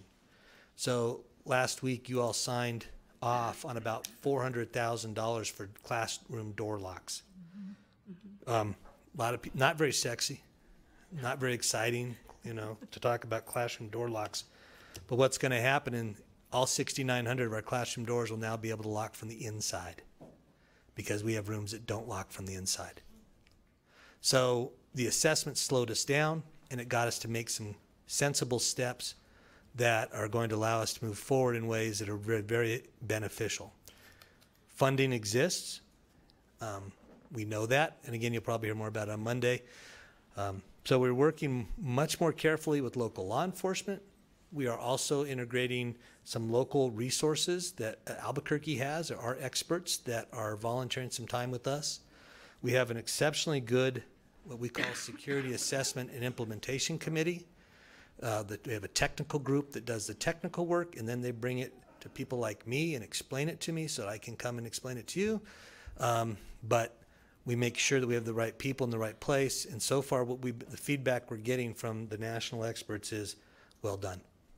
So some of the changes you'll see are not very visible, and that may be good.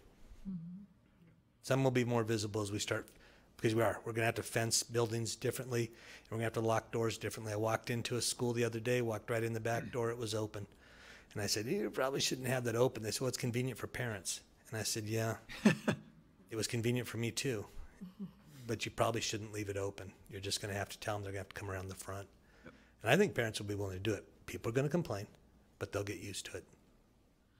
So that's the wild overview. Okay. Thank you, Scott. Appreciate that greatly. I think we're going to have a little bit more in our capital meeting about some of those things, right? And so that's part of the, the idea too, is to kind of keep this working.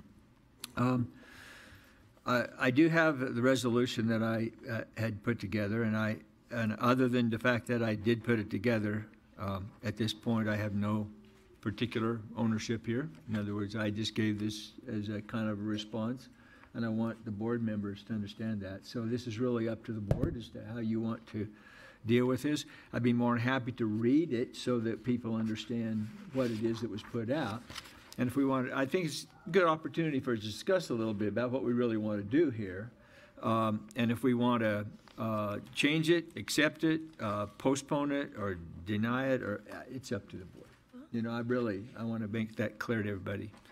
So I think what I'd like to do is just at least read it, and that way we have everybody in the audience understands what it was put down.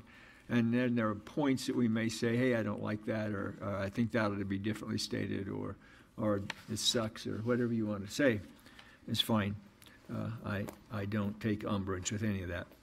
So what this says is, this is a resolution of the Albuquerque Public Schools, and it's concerning a follow-on actions in response to an APS resolution of March 7th, 2018, related to school shootings in the United States, which is in the support of the Council Great City Schools resolution.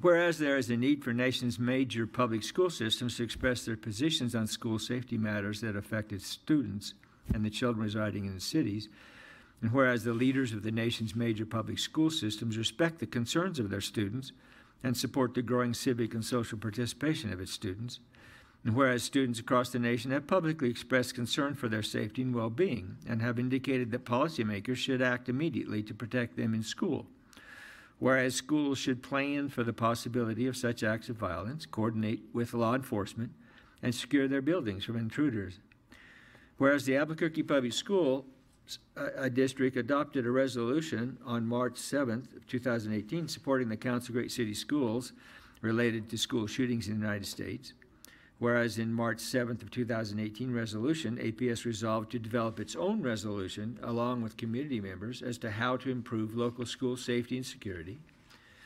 And whereas APS has since led and or participated in meetings with community members and various organizations to analyze how to implement improved local school safety and security related to such areas as planning and education training, for example, related to active shooter interventions, prevention of root cause issues, for example, mental health, restorative justice, and bullying prevention, hardening of schools, for example, use of layered security and safety methods, and communication coordination with other law enforcement agencies, for example, Albuquerque Police Department and Bernalillo County Sheriff's Office. Whereas local APS students and community members have questioned the use of National Rifle Association Foundation funds in support of APS JROTC use, primarily because the NRA has not taken the leadership role in supporting root cause research and associated legislation that might reduce gun-related violence in our communities and schools. Now therefore be resolved that the Albuquerque Public Schools will not accept NRA funds in the future for its JROTC programs until the NRA takes a leadership role, national leadership role, in supporting actions that might reduce gun violence in our communities and schools. And now, therefore, be it resolved that the Albuquerque Public Schools values its JROTC program and therefore will seek funding support from other sources equivalent to the reduced NRA funding. And now, therefore, be it resolved that the Albuquerque Public Schools will continue to lead and participate in meetings with community members and organizations to implement improved local school safety and security, and will support legislation that addresses improved school safety and security processes and facilities for New Mexico schools with adequate funding to implement the legislation. That is what I wrote. So I'm opening that up for discussion with the board. You can throw stones at it. You can suggest changes. You can whatever you like. Do I have comments? And you can be polite. It's okay. I've asked for the speakers to be polite, so you know. But I take full ownership. I wrote this. You know, I tried to accommodate some of the comments I had from the students. I believe I tried to say some things about NRA leadership. I still believe in my heart that probably NRA could do more in leadership in terms of this area. I think they got a great opportunity. I think it's a great organization. They have a great fan base, so to speak, if you like. And they could take and have a great opportunity here to help lead this whole discussion. And I think they could do that. I think there's a disconnect in terms of whether they want to do that or can do that or what the membership wants to do. But I think they could.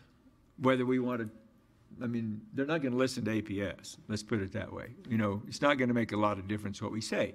But I think, again, that's kind of the message I wanted to put to my students to say, what is it you really want NRA to do? You know, if you're going to argue about it and say you don't like this organization, whatever, then tell us what you want them to do. And so I tried to kind of interpret how I thought maybe they might respond if they would do that. So, and I think in my heart, NRA could do more, you know. But whether that's the issue here or not, that's part of what we undiscussed. So that's kind of what we're up to. Board Member Malera-Gunn, you have You know I have so much to say. I know you do. We don't have to say everything we know. We can keep it really precise and concise. I think this sucks, you know, it's easy to I think it does. What I part? wouldn't say it like you said it, but when I'm looking at where it says,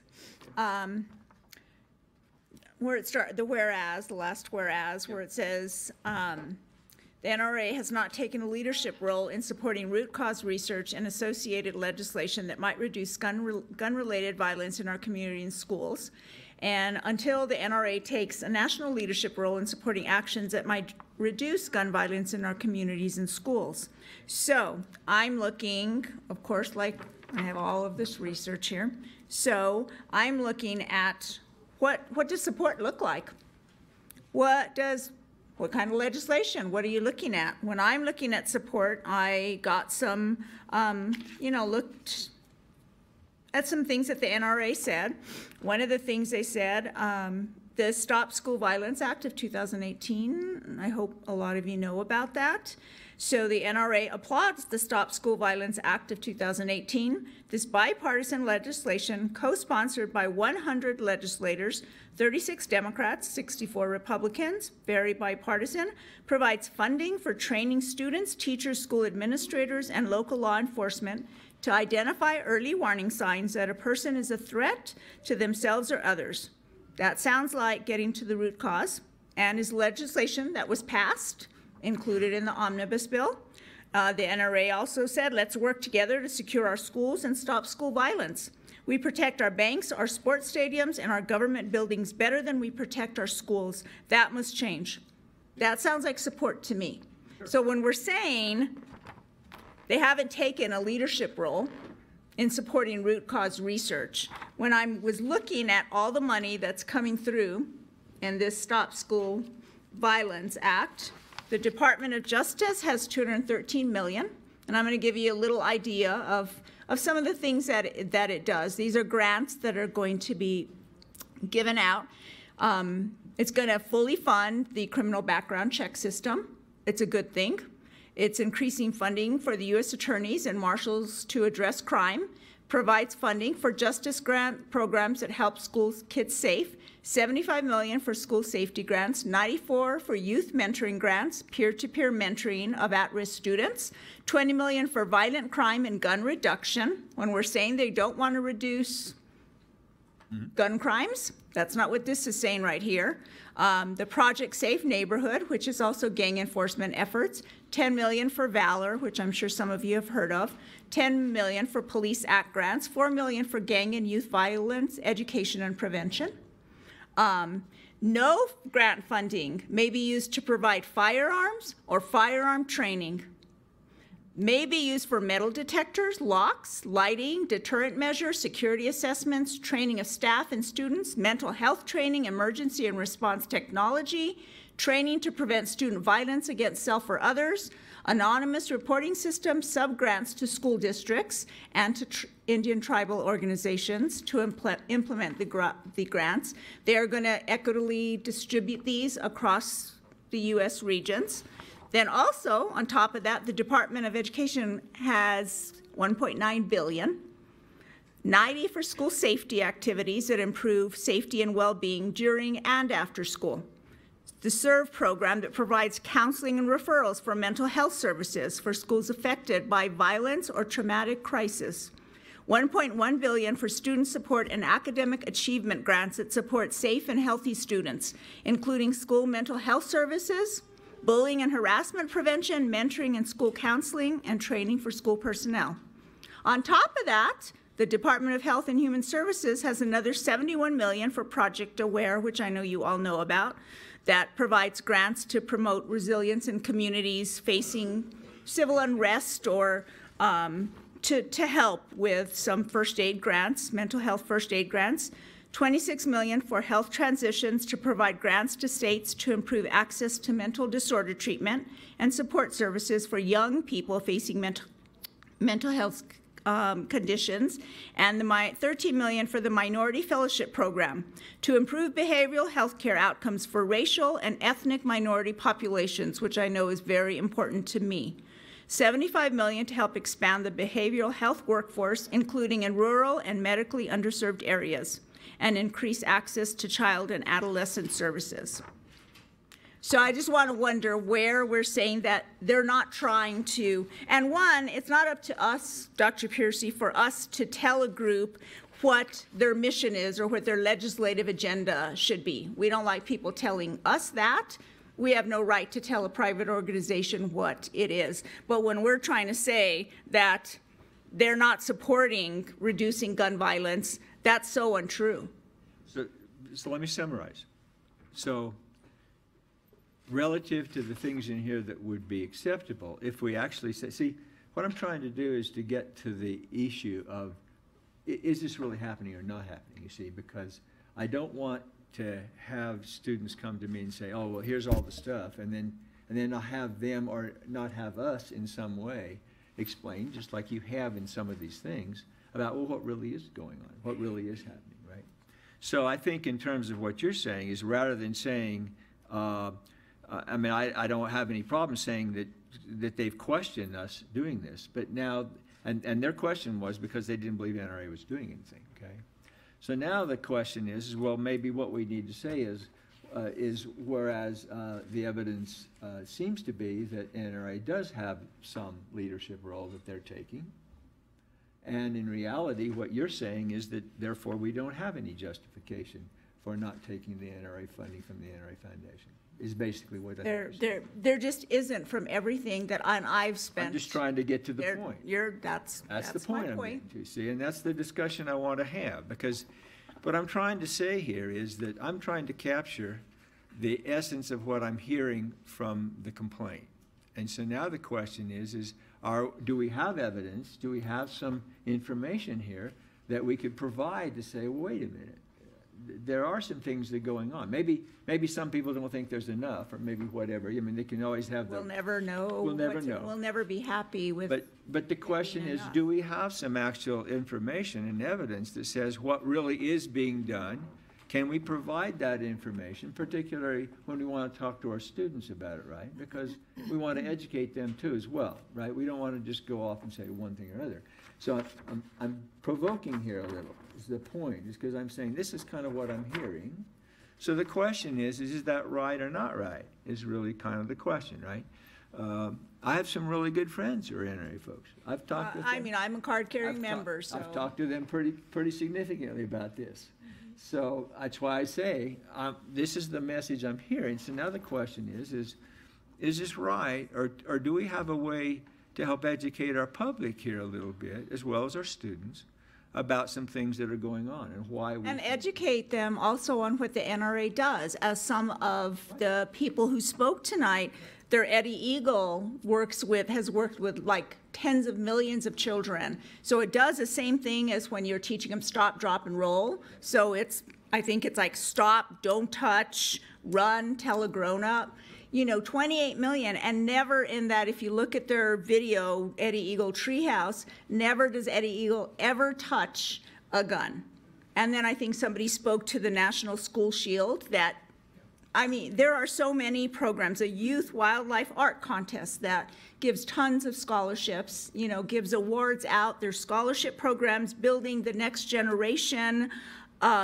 National Youth Cooperative Organization teaching a healthy outdoor lifestyle. There's so many things that they do that are good, and we're vilifying them when there's no reason to vilify them. And if we need to look at what they are giving to our students, do we want to hold all organizations to the same standard? Do we want to say, ooh, let's see how many of your board members are this, or how many of your employees are this? Come on, do we really want to do that? Sure. And when I talk with the students, there were some incorrect statements made about JROTC and what students do, and I tried to correct some of those perceptions. And the perceptions that they're just going to all go to the military, or they're going to all just go out and buy guns and shoot people. I mean, really, there's absolutely no evidence of any of that. Most of the students actually go to college. About 92% actually graduate, go to college.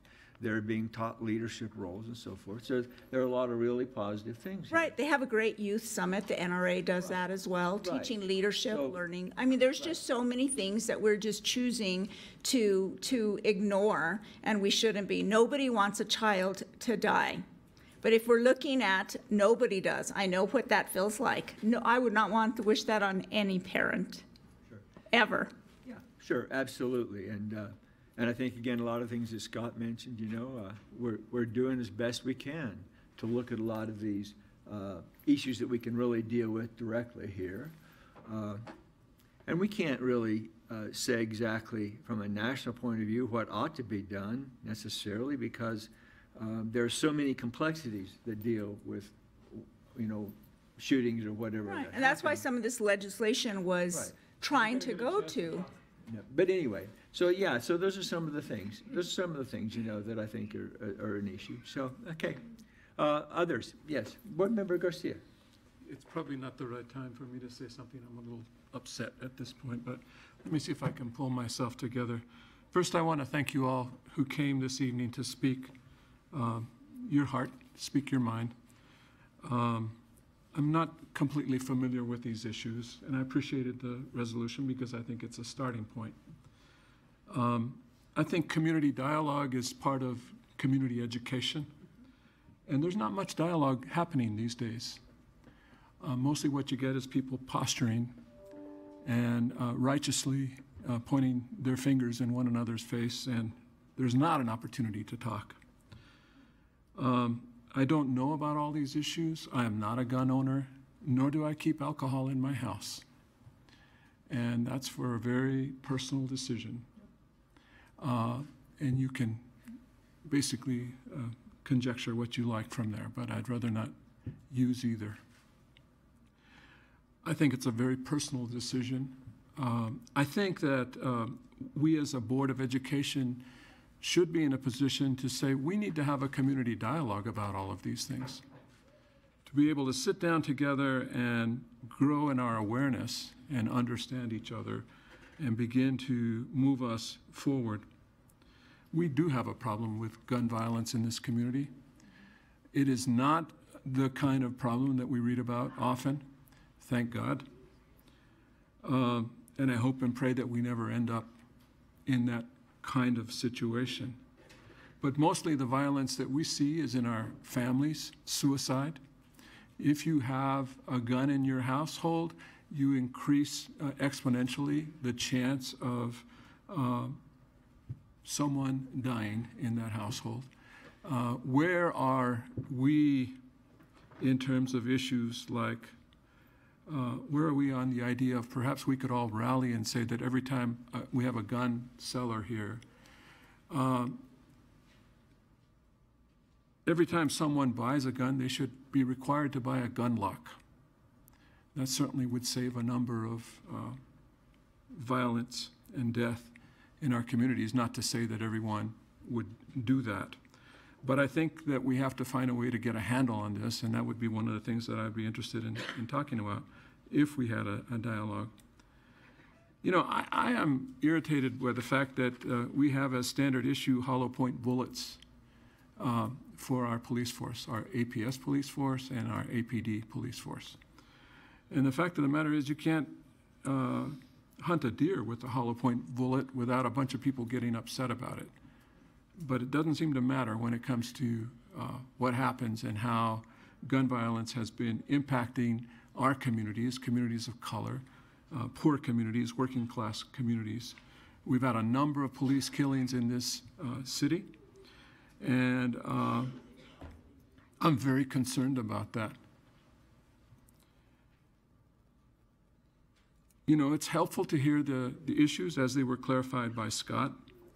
I had no idea. I tried to find out how much money we were receiving. And, you know, it's very difficult when you don't know. When we're supposed to, one of our main functions as a board is to approve the budget. I don't ever remember approving any of those grants. How it is a grant can go to an individual school and not come through our budgeting process is something that makes me shake my head and say, what's going on here? And I just want to say that the NRA has taken regressive stands. They forced the Dickey Amendment, which essentially set it up so that in Congress, an amendment was made to a piece of legislation by a former legislator in Congress that basically implied that the CDC could no longer do research on gun violence. And there's something wrong with that. There's something wrong with that. And that was intimidating, and I disrespect that mentality. I do not see that as plain fair. We have to move forward here, and I'm willing to admit my ignorance. But I think we have to begin to find a way to start from point zero. Let's sit down and let's talk. Let's begin to see what we can do to dissect this issue as it applies to us locally and as we move forward. You know, from what Scott said this evening, I don't have a problem with the money that the NRA has given to our schools, but I do have a problem with the fact that we can't seem to have a dialogue. We need to research what we can do to prevent these acts of gun violence. I don't know how many people who committed gun violence are graduates of JROTC or are members of NRA or any of that stuff. I don't know. But I do not, well, I distinctly heard this evening that most recently, the young person who was involved in the shooting in Florida was a member of JROTC. Now, if that's accurate, okay. I don't know if it's accurate. A number of you are shaking your heads, so you may have more information than I do. But I'd like to find a way to have a dialogue so we could get this sorted out as an opportunity to educate as well as empower our community to prevent some of these misunderstandings, but also to help us move forward. So that's where I'm coming from on this. Thank you. Thank you, Board Member Garcia. That's very, very thoughtful. Other comments? Board Member Yolanda Cordova. Montoya Cordova. You know, I will get it right one of these days. I do want to preface by saying I'm not a gun owner, never have been, and I won't be, but it doesn't mean that I don't support individuals who want to have a gun or be a responsible gun owner. I grew up with a family that there were family members that hunted responsibly, carried guns responsibly, so that's, you know, and it was, so I support that side of it. My question was, I mean, I guess when I'm looking at it and I'm, you know, I look at the resolution and it says has not taken a leadership role in supporting root cause and research. It's a tough one because I, like Board Member Garcia, I'm sort of somewhat ignorant on that too. I don't know how much they have or have not done. I agree with, you know, what we do know is that, you know, with the you know, with the fight or the against things such as CDC studies, that one's difficult for me because you know, I am a public health person.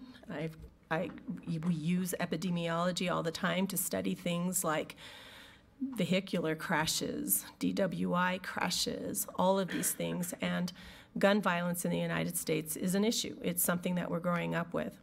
With that all said, also being on a board member, it's not about I'm pro-gun or anti-gun or I'm this or I'm that. I'm here to support students, and the reality is that I'm here to support students on both sides of this issue. So it's for those students that are also fearful about gun violence and the fact that they're afraid of coming to school because they fear that, they don't understand it. But I also support the students that, you know, are interested in being civic leaders and getting all the things that they're getting through JROTC. I've had family members that have gone through ROTC, and it's been an important piece for them. I applaud the opportunities for leadership and learning to be responsible, et cetera, et cetera. Personally, I don't understand why you have to have guns in the mix, but that's me personally, so I get that part. So with that said, I mean, I do, in terms of my thoughts on the resolution, I also believe that it is about having a discourse, because if we can't have a communication about it on both sides, because I want to respect the students on both sides. And I think the most joyful or the best opportunity that we could have out of this, if nobody else can do it in the country, because we seem to not be able to, is that wouldn't it be awesome if our students who are on both sides of this issue could actually come up together and actually work this out, and we had something that addressed and respected the rights on each side, because they both have the right to feel safe and the right to be respected for their position. I have a different opinion, and I have several family members that have a different opinion, but we still love each other and we can still have a discourse. So why can't we do that here also at school? So I'm not sure yet on where I stand on the way that the resolution is being written at this point. Other comments? Board Member Peterson? Okay, so I'll start with my disclaimer that my father was a lifetime member of NRA, and there were always guns in our house, and my sister's family lives in Alaska, and they hunt, and they do all of those things, but it has nothing to do with what we're talking about here. And that's what it comes down to. And I have no doubt but what the people who came here tonight to speak on both sides come with honesty and good intention. But the fact is that the bill that was passed by the House has suddenly disappeared, that there were parts in the House bill that were in there with the knowledge that it wouldn't be acceptable in the Senate, and that all of a sudden it's gone underground, that the funding that was talked about hasn't been made available, it hasn't moved forward, that there's been no backing up on the opposition to being able to study on a scientific basis the effect of gun violence, and that we are in exactly the same place we've been in for the last 10 years. And I think that one of the aspects, one of the strengths of the resolution is it's not saying anything at all about who's sitting in this room and the intentions of the people sitting in this room. It's saying that nationally, the NRA is playing a very active role in how federal legislation and policy is being enacted and passed. And so all of a sudden, mysteriously, the same people who give voice to saying, yes, we want to fund smaller class sizes, let's look at what would really make a difference. Smaller class sizes, stronger relationships between the human beings that are involved in schools, more counselors, all of those things. Yes, universal background checks that overwhelmingly the community in the U.S. supports. All of those things suddenly don't get acted on. And when the issues of sufficient funding come up, suddenly the voice isn't there for those things. So I support this resolution. I'm happy to say we can defer and have more conversation. I think I will say that the voices here tonight are not at all reflective of the voices that I've been hearing that have come to me through emails and phone calls. That's not to say that the voice of people who are here tonight aren't absolutely just as legitimate, but I want you to know that this is also not number-wise reflective of who's been contacting me and what the will of the community is to a great extent. So more conversation is fine, but the other thing that I want to say, and one of the little bits that I truly appreciate, is that schools are one of the safest places you can have your children. That the fact is that our schools are safe, and that one of our roles is to make schools open and welcoming. And so when we start talking about hardening our schools, the other side of that challenge is to let the community know that schools belong to them and the community is welcome. And so schools are in this conundrum of how do we make sure that they're safe? How do we make sure students feel safe? But how do we also convey the fact that schools are a living, breathing part of the community? And so I really appreciate the work that Mr. Elder's been doing of trying to not just do knee-jerk reactions and buy lots of stuff that looks good and doesn't do anything to deal with what's really going to make schools safe, which in talking to students, it means having the trust and the respect and the communication with staff members in a building, being able to develop those relationships, being able to know that you can, if you see something, that there is a safe person you can go to and talk to, that there are positive human relationships that we can build on, and that's what we have to focus on.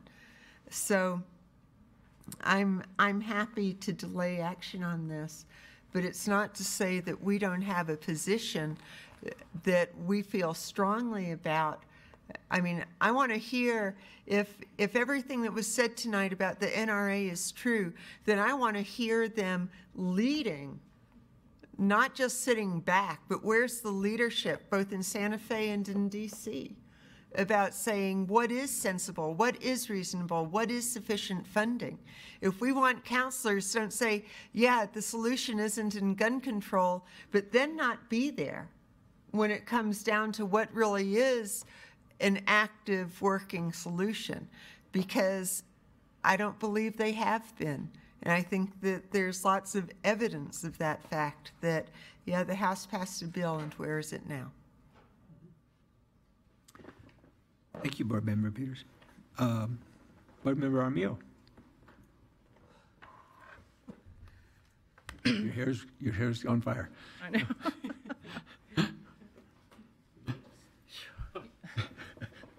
I don't even know where to start. What I am frustrated by is I feel like we are constantly divided by outside influences, constantly. So it pisses me off. So, you know, I really had an outline and 2 pages of notes, and I had promised to be very in sync, but I agree with Lorenzo. I mean, I really believe we need more community dialogue around this. It needs to be our community that talks about what works best for us. It needs to be our students that express their fears and their concerns. And we as adults, we as students need to work together to figure out what those solutions are, because we all come to the table, right, with our own values and beliefs.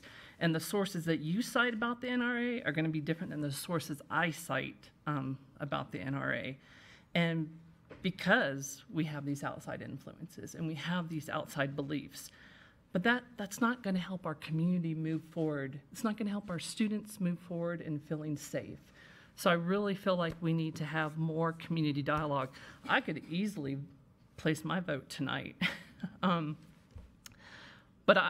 I think really we need to go back to what Lorenzo said, and we need to have more community dialogue. And this wasn't about cutting the funding from our JROTC program. You know, I'm proud that my son participated in JROTC when he was in Washington Middle School and was Cadet of the Year 2 years in a row. I mean, he still has those leadership skills to this day. I'm incredibly proud of him. But yes, I can easily vote against receiving funding from the NRA, but it's not about me. It's not about the values and beliefs that I bring, but it's about us coming together as a community with all of these different beliefs and values that we have and working on better solutions for this community, not from our national outside influences that fucking divide us every fucking day. I'm tired of it. I'm tired. Understand. I want to work together as a community, not as 20 adults showing up and giving us their opinions.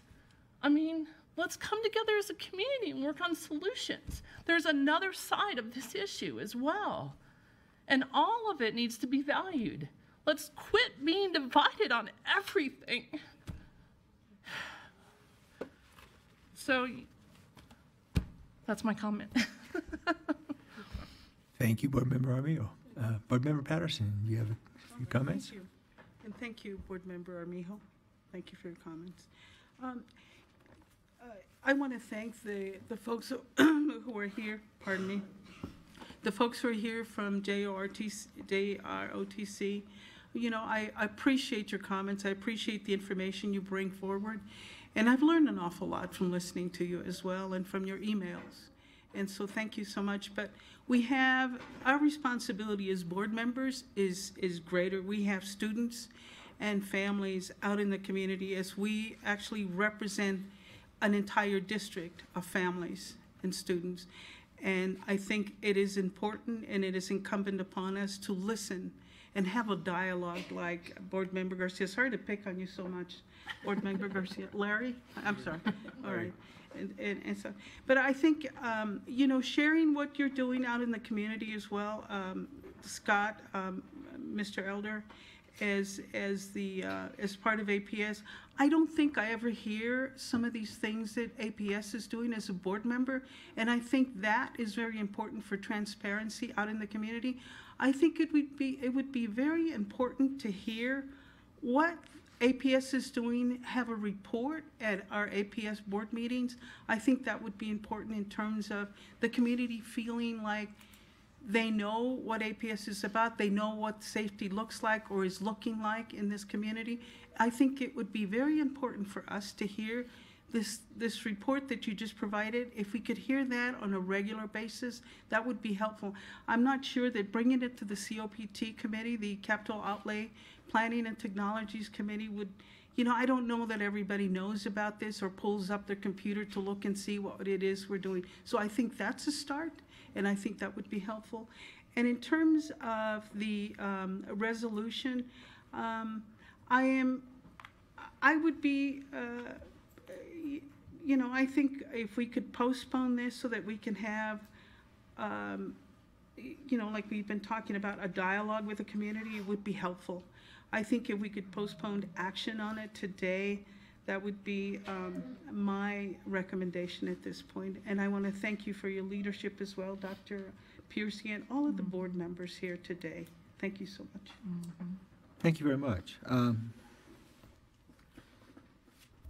One of the things I wanted to do, and I think I have probably done that, is to create a discussion here a little bit, about what some of the issues are, what we're thinking, and what we've heard.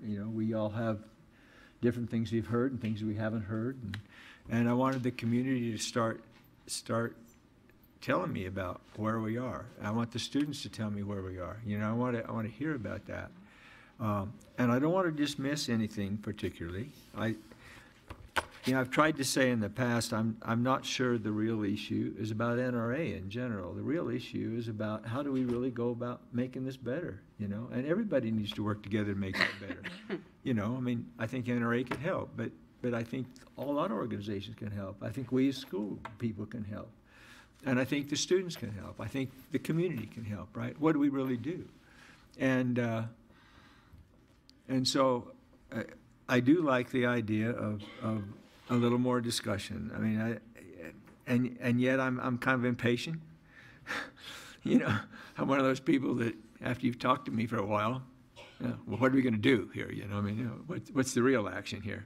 That kind of thing. And I think that's a little bit about what the nation's about too. So are we really doing anything? Are we just going to continue to talk about stuff? Are we going to continue to talk about stuff? And try to have all the little spatial interests, resolved and all this, or are we going to really do something? And I think our students are really saying they don't know really what to do. They just are saying, "Can you guys do something here? Can you really do something?" That's really, I think, the bottom line. And so, however we do that, however we can influence to get something done, and I think that's to me is what the issue is. And again, I don't know that our little discussion here is going to make a difference in DC, but it might make a difference here. It might make a difference in Albuquerque. It might make a difference in what we're doing, right? And if we do something, who knows where that might go? Things start little usually. They don't start with the big picture. They usually start by somebody actually doing something and somebody else saying, "Hey, that's a good idea," and then it grows. So I think our community is the one that needs to discuss and talk about this, and we'll see what we need to do. I like that idea a lot. I think we've got a lot of good people here, and I think we've got a lot of people who are smart enough to help make good decisions. I grew up in like I say, in a little town called Rifle. It was named for a rifle that was found in a creek bed, and that creek was named Rifle Creek. And a lot of guys and gals both came to school, and they had racks of guns in their trucks, and they went hunting sometimes, and they did whatever, and nobody ever got shot. Nobody ever got shot. The only person that ever died from anything was an arrow that was shot through a haystack, because it happened to go through the whole haystack, and somebody was unbelievably, statistically incorrect being on the other side. That's the only one I ever heard about. you know, and we're in hunting country and we're in all that. Did I ever do? I did never hunt. I've never had any guns. I learned late in life that because I got Social Security when my dad died when I was a freshman in high school, and I didn't know why I got Social Security. And the reason I got Social Security was because my dad was a guard on the railroad for 6 months.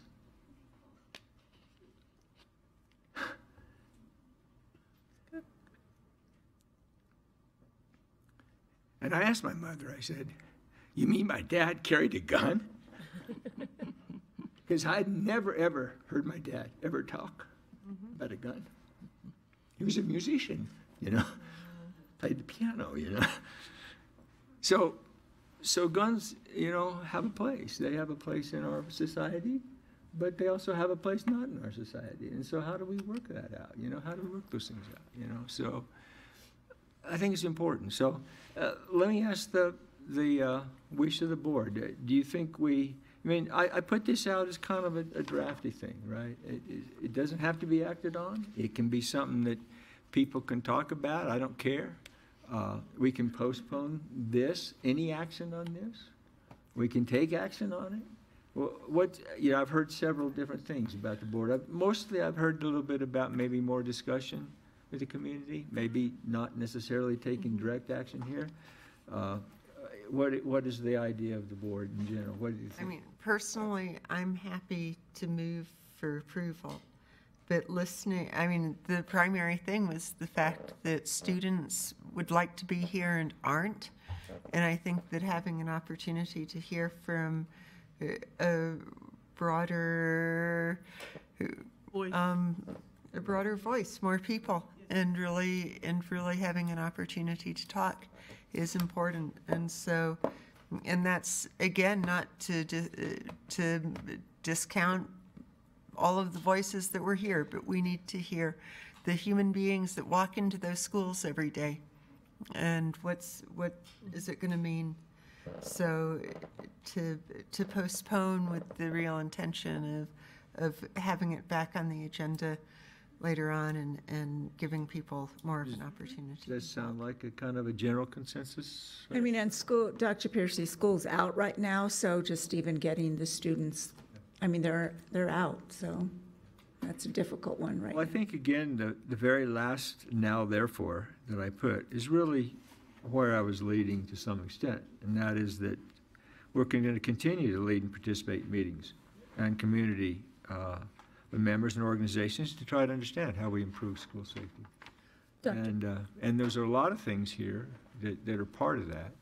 Yes, go ahead. Dr. Piercy, one of the things that I was looking at, what I did like about the resolution as you proposed it was where it did acknowledge, you know, the members, the community members that are questioning the use of the NRA Foundation funds. I liked that it said that because it acknowledged that there's a group that has questioned that, and because we have, I mean, my God, there's been like questions all over the place, and so as I was looking at it, one of my thoughts was to strike the paragraph that followed that said that we would not accept the NRA funds, and then go to the next one, which just said, now therefore it be it resolved that the Albuquerque Public Schools values its JROTC program and therefore will continue to support other sources of funding?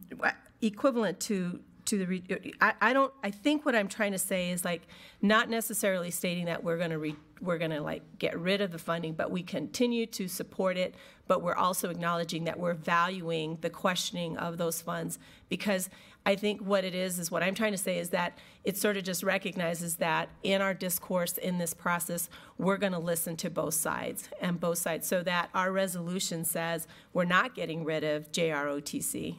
We're not doing that. Because one of the things that I was concerned about is, and this goes back to like each of the local clubs, it sounds like they're doing their own fundraising. Is that, Scott? I mean, that's what I was thinking. They're doing their own fundraising, so they're writing for grants so that they can have funds to support their programs at that level, correct? Yes, ma'am. And so like other clubs, they're all going out and they're looking for ways to get, to get funds. I mean, a great positive thing could be is if the leadership from, NRA funds for that is that a JROTC program could actually, apply for funds that was going to be used for, identifying root causes or like dealing with mental health or something like that, because they wanted to do a leadership piece on that. Now, wouldn't that be awesome if they actually funded that? I mean, so my concern is that I didn't want to take away their ability for fundraising, because I know how freaking hard it is to raise funds. Funds are so hard. But I also wanted to acknowledge the fact that we are indeed acknowledging that there is a question about that. And so it sort of takes that into account, and we put both of those groups together so we can talk about, and the students as the leaders could come up too to also talk about, what does this mean for fundraising? What does it mean to actually pull the groups together so that there's some understanding between each other and the ways that we can go and maybe test it. I would love to see a student group test it and actually submit a grant to the NRA for something that would be on the opposite side, or that would appear that it's something, not the opposite side, but that would appear to be something that is actually sort of like a co-led project, and it had, it's cohesive of both voices. I don't know that we can accomplish that, but that was what I was thinking, is just striking that paragraph that we would, that we're not going to accept the NRA funds, because I just don't really know what that is. We need a resolution then. Right. But what it could do is provide a framework for us to have dialogue with. Exactly. So that could be framework. Looking at other sources of funding. Well, I think, again, I'll just follow up with that just to make it consistent across there. I think you'd have to say in the previous paragraph, it's instead of saying because the NRA is not taking this, just say because the perception is that NRA is not. Because, again, we're not trying to say we're saying that. We're trying to say kind of the group is giving us perception that this is the case. I mean, Board Member Muller gave me lots of things that says, well, no, wait a minute, they're doing some things. So now the question is, well, okay, there's perceptions on both sides. And I think I know I read exactly what Board Member Garcia had mentioned. But you'd also have to say, take out the reduced NRA funding down and say just equivalent to the NRA funding, which says, if we can get funding from other places, maybe, but, we don't, not necessarily saying we're taking. We're not reducing. Yes, Scott. Dr. Piercy, members of the board, Board Member Cordova, I need to point out, they're not a club. They are a co-curricular activity. Okay. They are a class. Right. I believe that the Friends of the NRA really looks at mission specific, what their granting of their funds are. So most time when we go out, the art department goes out and seeks funds from local art collaboratives, that's traditionally that could be. Since you are talking about a conversation, we tend to be very reactionary. And so one group shows up and we react to that. The next group shows up, we react to that. And you are talking about a conversation. Perhaps we could talk with some of these funding sources about what they might be willing to fund. So since this is a non-political arm of the NRA and these are local New Mexicans, perhaps these, maybe they're willing to support the leadership programs. I'm thinking about the SAIL camp, and I don't know enough, and my guy apparently left.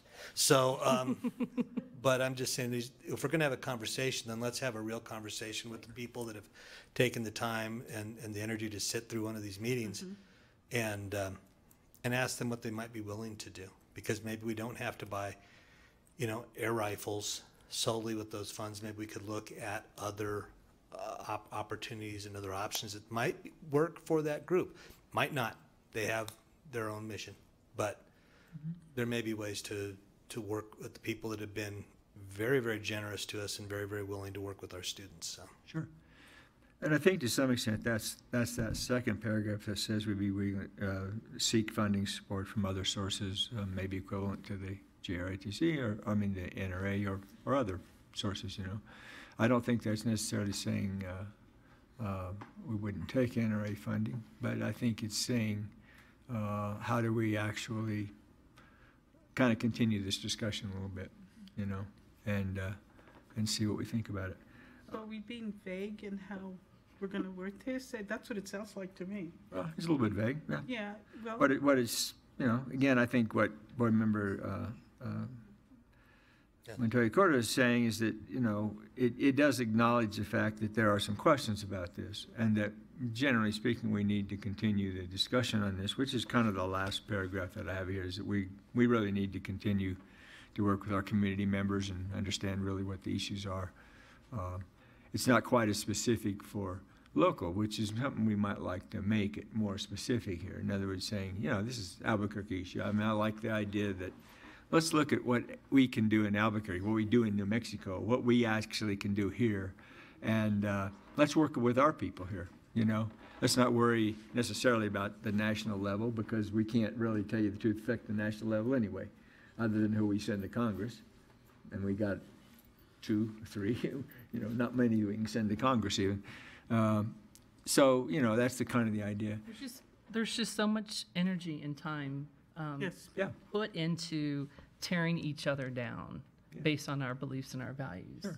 And if we could bring it to the community level, because I'm your next door neighbor, I make sure you're okay, you make sure I'm okay. Right. If we can take it to the community level and figure out what works best for Albuquerque. I mean, these are our students who have come with their concerns. These are our parents. Yep. These are our neighbors, our community partners who are here expressing their beliefs and their values. And if there is a way for us to work together without tearing each other down and having just respectful conversation, promise never to use the F word again. Well, maybe, but I was going to say that. I know. Promise. I promised that before, but I just want to figure out a way to have community dialogue where we respect one another. At the end of the day, I'm your next door neighbor, and that's what matters. I'm taking care of your children. We're taking care of each other's. And, you know, if we could just we have so much outside noise that is influencing us every single day, and I'm at fault for that. You know, I was ready to vote. I mean, but at the end of the day, maybe I need to step back, and we need to bring more students in, and we need to have more community dialogue, and we need to just, each one of us bring something special to the table, and we need to figure out the solution together. Well, let me suggest a option here.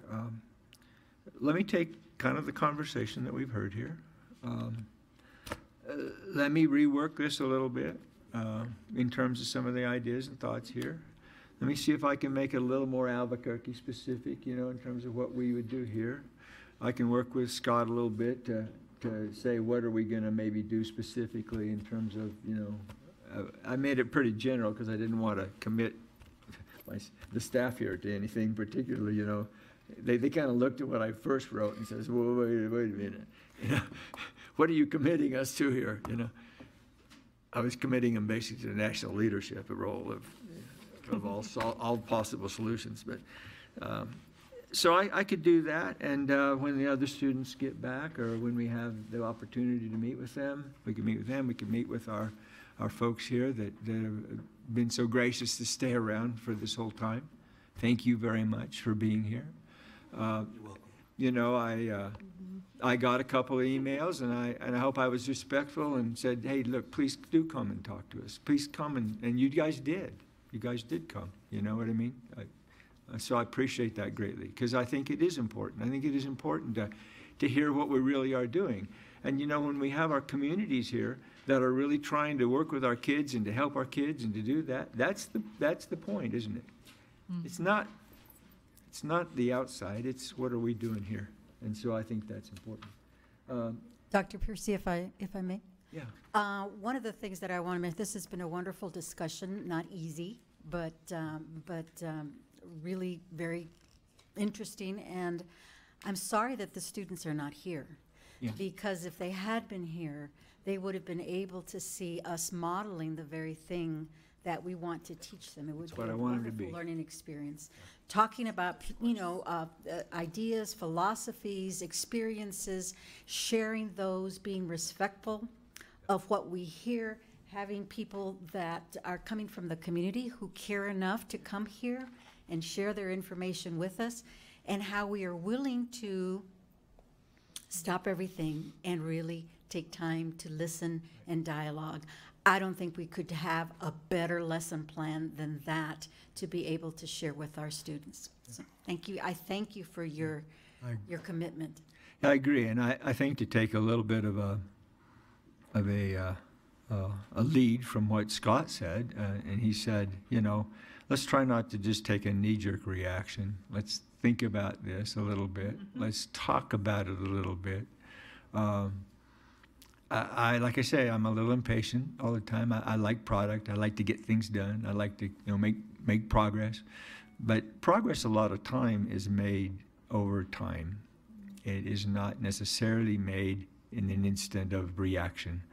And I think one of the things I like about what we're doing in APS now is that we are trying not to be so reactive. We are trying to actually be thoughtful and programmatic and strategic in terms of what we're doing. And so I think, again, you know, from an action kind of point of view, let me take this. I think, again, I've heard a lot of really good things. Well, we could also sell tonight's session for $34.99 and fund all of our ROTC programs. It'd be a civic lesson. There's always a fundraiser in the crowd.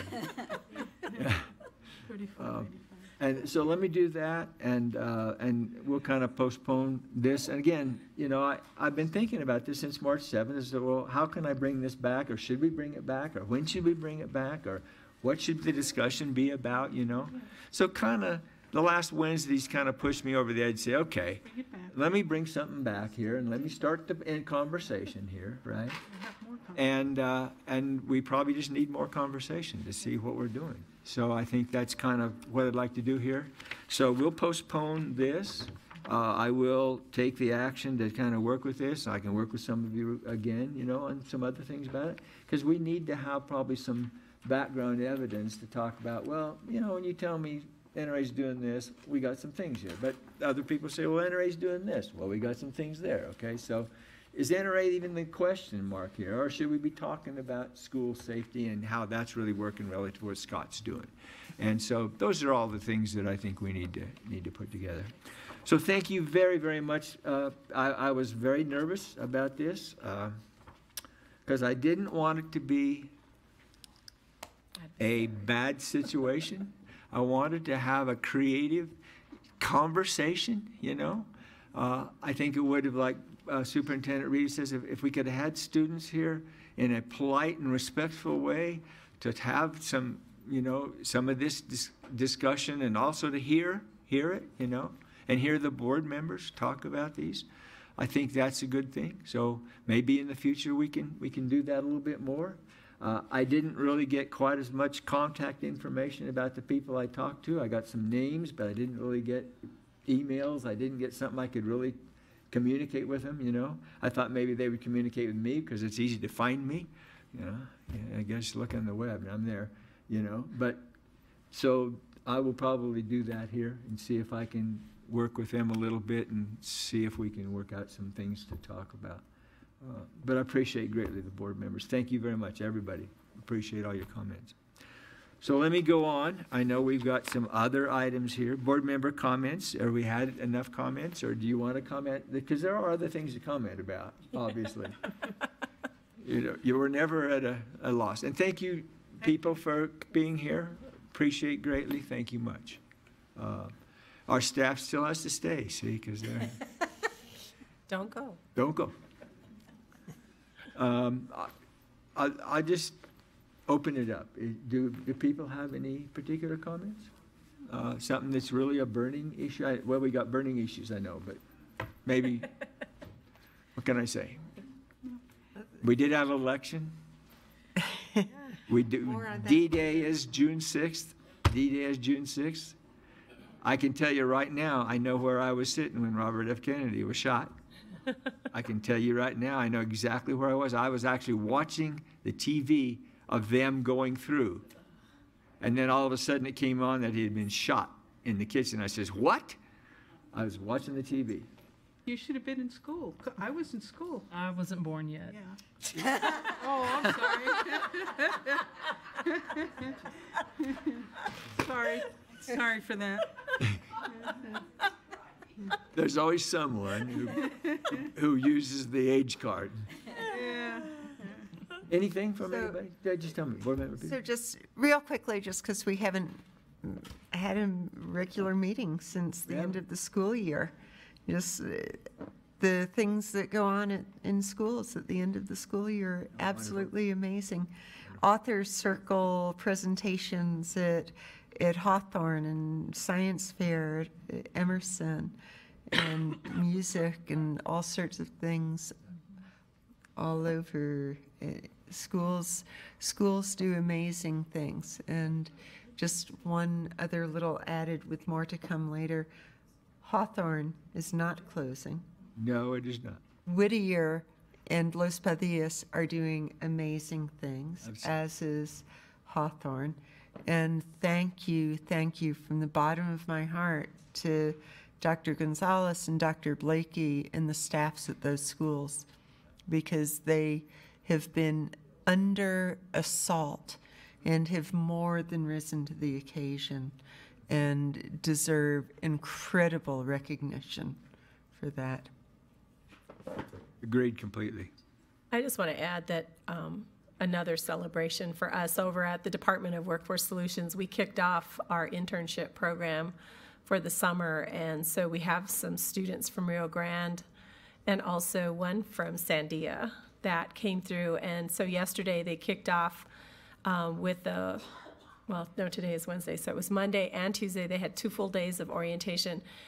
So I had a chance to sit in with the students, and it was just amazing.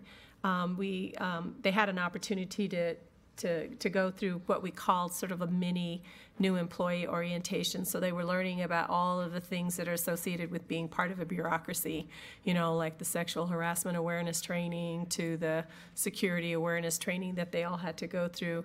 But what was really impressive is after we had finished this, they had an opportunity to ask the students, you know, what were their thoughts in terms of what's going on. And there was one young student who said, this has really been great because we really felt like we had an opportunity to actually share our voice about what we think about work and what needs to happen. So we're really looking forward to it. It's going to be, our agency has actually participated in this this is our 6th year. And it's a 6-week internship. It's a paid internship too. I want to say that for our students. So they're placed in our IT department, but they're also placed throughout. They're in our workforce connection centers, working there as well. And then we have a couple that are actually in our legal department. So it's just really wonderful to see. The students are impressive. Excellent. And I'll just do a quick shout out okay. To our summer school and credit recovery that started on Monday. So Joseph's in his 2nd day. So thank you again to our summer school staff for everything that they do. Appreciate it. So. From a mom here. Yes, go ahead. I had an opportunity to listen to 89.1, and I believe we have some great people here that maybe this is where they need to be. It was DeFay and Dr. Gonzalez and Blakely. They were on the radio trying to gather people, you know, Las Fiestas de San Felipe, and it was just phenomenal listening to you and stuff that I wanted to get there, but I couldn't. I was in Santa Fe, but anyway, it was great knowing that we have APS staff that is really awesome. Nice. And maybe they missed their calling.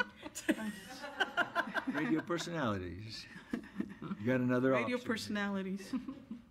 Board Member Miller again, yes. I just had got some emails and something from a couple of constituents. So Derek Scott just wanted me to pass on that his son Alan wants to be a part of ROTC and apply for scholarships to try to get on to school because he couldn't afford the education any other way. So I said I would pass that on, and that I would read this from a former APS student. My name is Carolina Melidones, and I would like to speak on behalf of the JROTC programs and the funding you're looking at cutting. The El Dorado JROTC was a program that allowed me to thrive in high school and grow. The things that this program taught us were more than we could have found anywhere else. It taught us leadership, community service, discipline, and a sense of belonging. That is a big deal to a lot of high school students. We were more than a high school program geared to keeping us out of trouble. We were a family, a community that supported one another, and were each other's biggest cheerleaders. JROTC allowed us to find our place and guided us in a sense of accomplishment as we went through high school. I was a part of the JROTC shooting sports, and before that, a part of 4-H shooting sports, both which receive funding from the Friends of the NRA. Because of that, I had opportunities I couldn't have dreamed of. I competed all over the United States. I had college scholarship opportunities thanks to my shooting sports talent. JROTC is more than a political agenda. It provides you a skill set not only to further you in high school, but in life as well. I understand the politics being driven by the urge to cut the funding from the NRA, but please let me explain where this money truly comes from before you make a decision. While many see it as coming from the NRA, it comes from the Friends of the NRA, as you all understood tonight, a volunteer-based community that works to raise funds within our state. These volunteers work year-round to fundraise for this program, a nonprofit organization that gives back 100% of its proceeds. Since its inception in '92, Friends of the NRA has close to 21,000 events, has reached 4 million attendees, and raised more than $815 million for the NRA Foundation. The funding goes to many different programs: 4-H, Eddie Eagle, Boy Scouts, women's programs, law enforcement programs, just to name a few. Fundraising efforts through the Friends of the NRA program allow the NRA Foundation to provide critical funding to educational firearm programs on the local, state, and national levels. Established in 1990, the NRA Foundation has funded over 45,000 grants, becoming America's leading charitable organization in the support of shooting sports. Through their efforts, all Friends of NRA supporters are making a difference by investing in the next generation. Please do not hurt or prohibit our future generation by taking away funding that gives them something that encourages them and gives them opportunities they otherwise couldn't have had. So let me ask you this. Have you asked any JROTC cadets what these grants have done for them, the things it has allowed them to accomplish? Have you asked them what it means to them? Ooh, I'm glad that wasn't the issue. Yep, thanks. So, Thanks. Okay. Well, I don't have too much to say other than I did enjoy the Gordon Burnell Charter School graduation. They had 24 students that graduated on this one. They have 70 total that graduated this year, which is the largest they've ever had. It was a packed place, to put it bluntly. It was in a spatial library place off of Central, and Joseph Escobedo was there. I was there too, and it was quite a family affair, and it was very, very interesting to, they had the family members were given the mic for 15 minutes to say a couple of words about their friends or graduates or whatever.